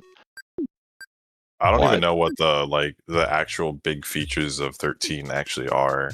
It was a UX like improvement, or at least what they thought would be improvements, trying to change like the user experience, the layouts. It's like when you go to use Facebook and they're like, we made Facebook better, and it's like, no, you didn't. Just made a different user. Yeah, exactly. It was a side grade. Yeah. I went on to my bank yesterday, and they're like, we made everything better. And I'm like, no, you didn't. We reimagined your banking experience. I'm like, maybe don't. I knew where everything was before. Now I don't know where it is. Look up what actually the changes are, like what the actual features of Foundry 13 actually are. Because So, at that point, the session is over. But we had discussed that, you know, if people wanted to hang out, we could like talk Dirk. If you aren't up to it, that's fine. If you want the camaraderie, you want to like throw some cool stories out there, you definitely can. I'm here to listen and share. It's, you know, it's up to you guys. But if you're like, it's late, I need to get some sleep, I'm totally okay with that too. But so I definitely need to get some sleep. But okay. Before I go to sleep, You gonna drop one on us? Before you go? Okay. Yeah. You know like this. taking a big fart and then leaving the room? Okay. Yeah, classic. All right. Just an Irish goodbye. A couple months ago, a couple months ago, Dirk sent Wolf Crash and I a comic book that he meant a lot. It meant a lot to him, and I can absolutely see why. And it was a really great read. I think I read it in like a day. It was really, really awesome. I'm gonna get a picture of it real quick because I feel like you need to see it. I got it. I'm throwing it in the chat right now. I'm trying. Hold on. Alright, I'm gonna beat you there. Probably. It's not happening for me. Oh, I did a double post. Okay. Mine's low resolution. Oh, okay. Oh, yours is better. All right. It's called Murder Falcon. It is incredible. It's a heavy rock metal comic, and it's really good. And I think that if you have the time, it's probably like $5 on Amazon, maybe 10. You know, maybe pick it up and give it a read. It's really great. It's a lot of heart in it. And I completely understand what it means to Dirk. It's the deluxe version. Is there a deluxe? I think the deluxe version is like all of the books together. The trade. Okay. Yeah. The art style is also fantastic. It's one of those things where like a person recommends that you read their favorite book, and then you feel like you know more about the person after reading the book. Do you know what I'm saying? It kind of has that. Yeah. It was like that. It was really fun and emotional, and I don't know, 90s radical kind of vibes like throughout. Like I definitely cried at least at 2 points during this book. It's really good. I really recommend it, and Dirk loved it, so passing the knowledge on. I'll go into it. The cart will be here on Wednesday. Sweet. All right. Get some sleep then. Get some sleep. I get some sleep. I'm dropping the fart and leaving. See ya. Good night, everyone. Night. Night.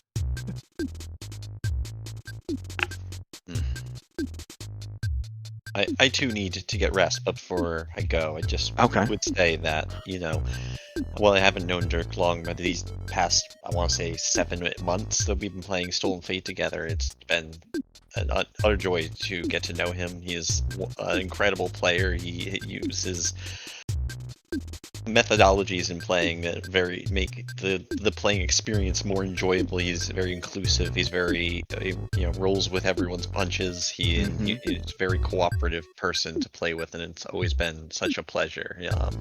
The give and take that he brought to the table, and just a wonderful, kind person, and it was nothing short of a joy to share this experience with him to this point.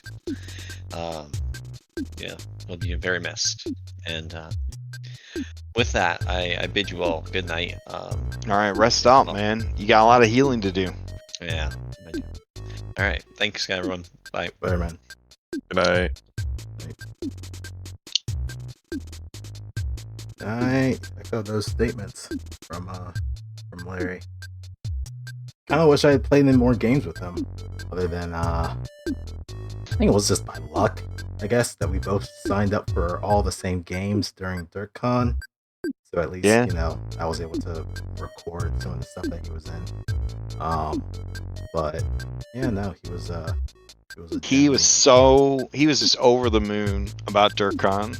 Like, because at that point, you know, he was stuck like in bed and stuff like that, and like to know what's coming and know that it's over for you. Do you know what I mean?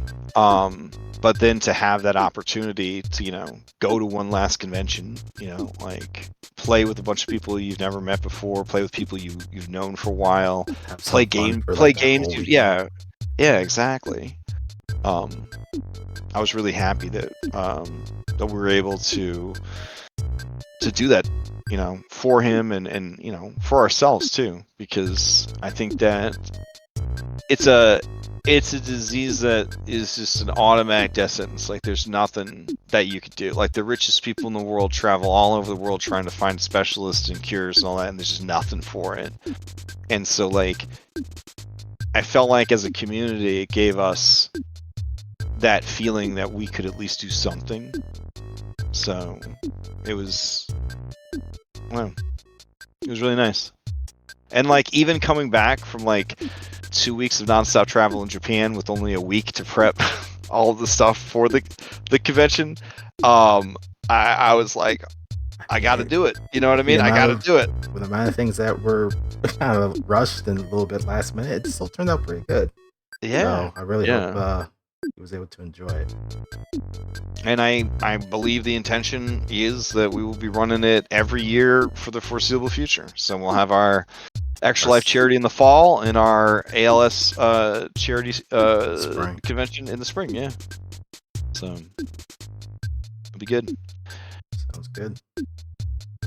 I remember I was the day that he told me about the diagnosis, and I was prepping and I was bragging in prep about Grom and you know, and Spoon being my favorite player, and I was like, I'm gonna have this dude in the game. Any game this man signs up for, he's gonna get a seat. And I was just like going on and on about him, and then I get up the stream and he messaged me and I'm like, son of a bitch. Like, yeah. And I'm so dumb that he told me about it and I was like, it must be pretty serious, you know what I mean? And then we like looked it up and it was just like, oh, you know, it was like devastating.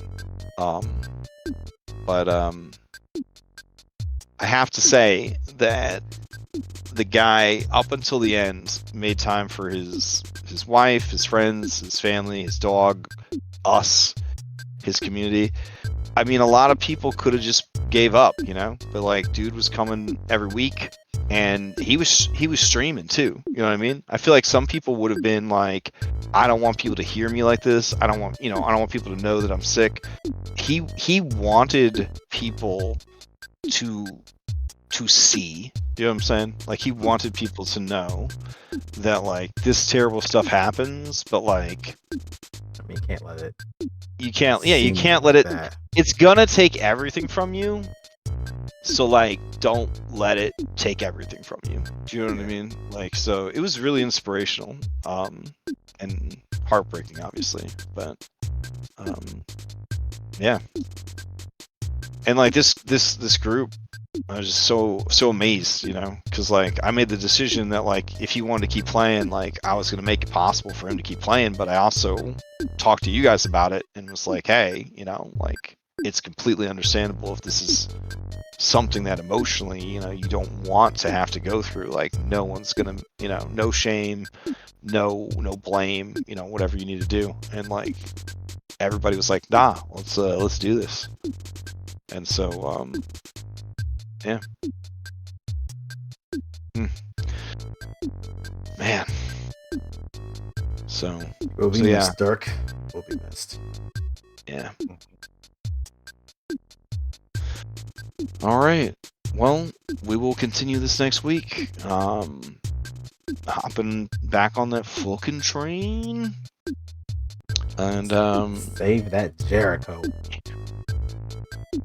Yeah, also, there's some pretty good Easter eggs sitting on the train too, so maybe you guys will find some of the Easter eggs on the train. Exciting. Collectibles? Maybe. If you haven't figured out just with how overpowered the Harrow Court mechanics are, like this campaign is just off the rails. Now we can bring in the train. Choo choo. We need a train sound effect for next week on the soundboard, I'm thinking. But yeah. Here, I'll add the conductor to your dashboard too. See. This motherfucker's on there. This guy right here. The conductor. Oh man, it's gonna be good. Okay.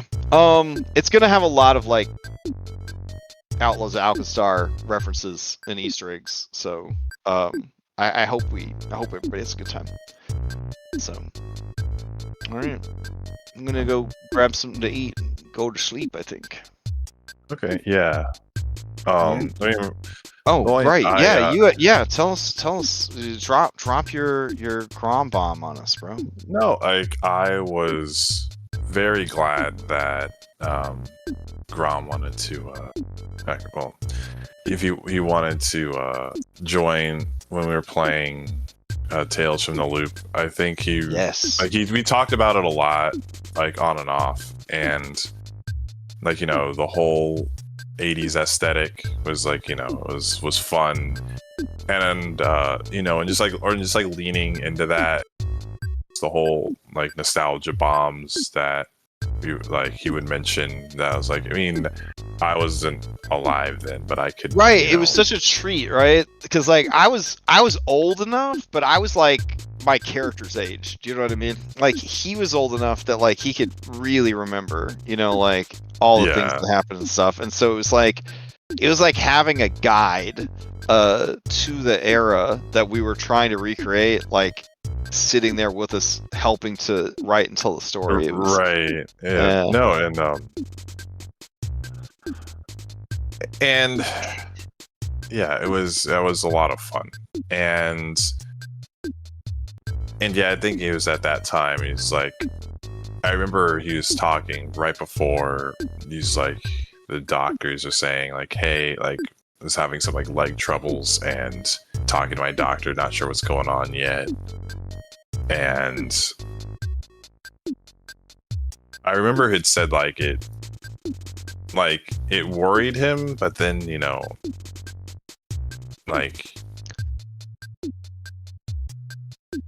but after, I guess it's like, after the doctor says what he needs to say, it's like there's not much really he could do about it. But he seemed to just take it exceedingly well, better than a lot of people. Like I saw ALS take my neighbor, his husband. They were just a nice old couple, and I saw how devastating it can be in such a fast amount of time. And I've seen patients in hospice care at the late, like, in the last stages of it, and it's like it's hard. I don't wish it on anybody, with everything you hear about it on the internet and on YouTube, just since like seems to just like bring more anxiety into it. Like I don't know how he took it so well. And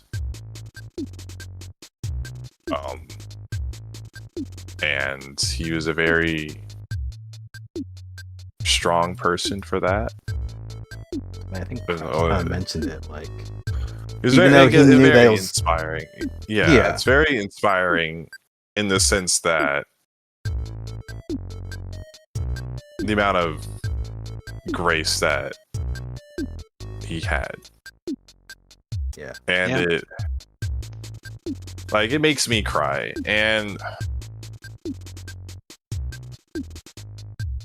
I mean, I think Crash did pretty well. Like, even though Dirk knew like it was going to be the end of the line for him, like he wasn't going to let it, completely consume him in the end. And he still, kind of lived out his days with friends, family. He wanted to continue playing games with the people that he had met in this community, and he just wanted to keep on being the guy that he was until the last moment.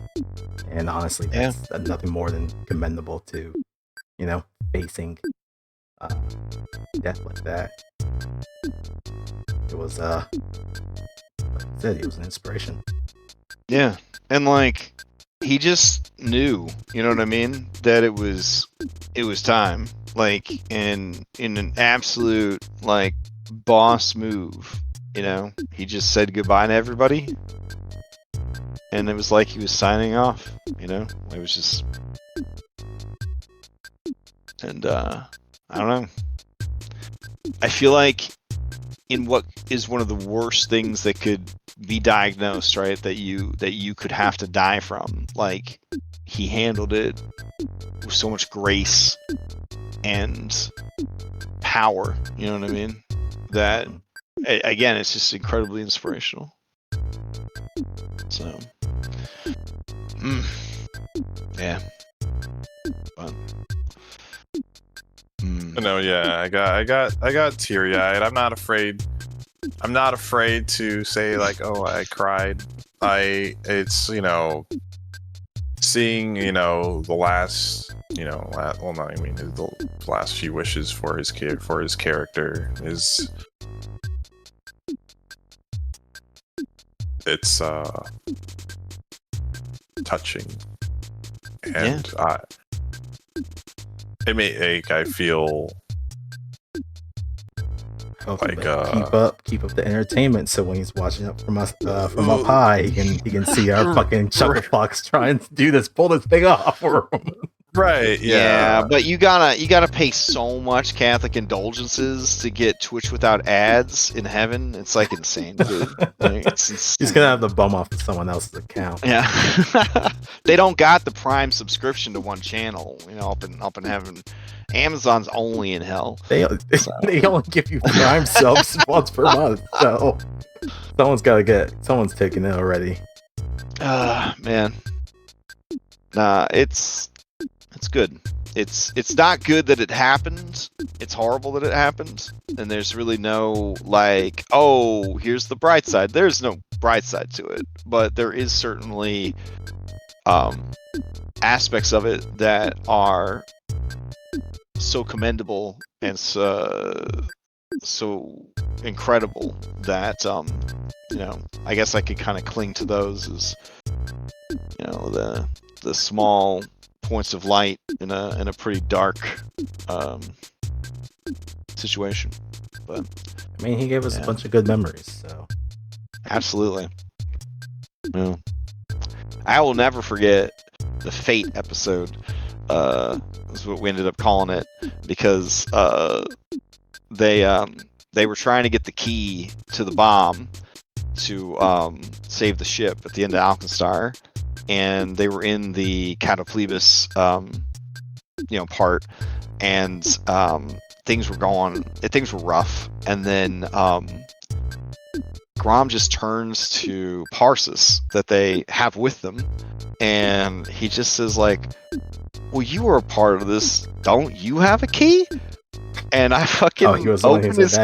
Yeah, and I opened the character sheet provided by the adventure, and I go to the inventory tab, because you know I don't bother putting inventory on my guys when I make them, right? I don't got time for this shit. And I go to the inventory tab for Parsis, and it says F8 key.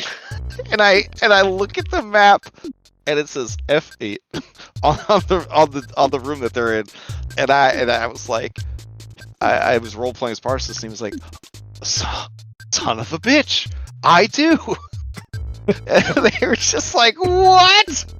Yeah, and then they just took the key, turned off the bomb, and then yeah, it was a legend. It was just a legendary moment. And it wasn't me leaning into the scene, rule of cool. It was literally per the pre-written adventure. Motherfucker had the key, and they just bothered to ask. Yeah, bothered to ask him, because like he's got other things on his mind. Parsons got other things on his mind. So yeah, it was just. There was a lot of times like that where he would just he would kind of, in his very calm, thoughtful way, kind of see a way through a problem or an answer to a problem that everybody else would be freaking out about and wouldn't notice. So it was nice. Oh man. All right, I'm gonna go get some food. I skipped dinner, so But I'll see you guys around. Thank you so much for tonight.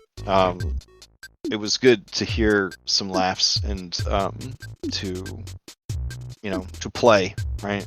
And even though there was a lot of sad hanging over and mixed in, and I was really not trying to choke everybody up with the end there, but like I was choking up at the end there. I think it was good. I think it turned out really good. It's a good resolution and a good way to kind of transition him into an important role in the campaign that doesn't require me to play his character for him. You know what I'm saying? Yeah. So I think he and I came up with a pretty good solution to that at the very end there. So. All right. With us. Yep. All right. Night, guys. All right. Night. Thanks for running. And thanks everyone for tuning in. Catch you next time.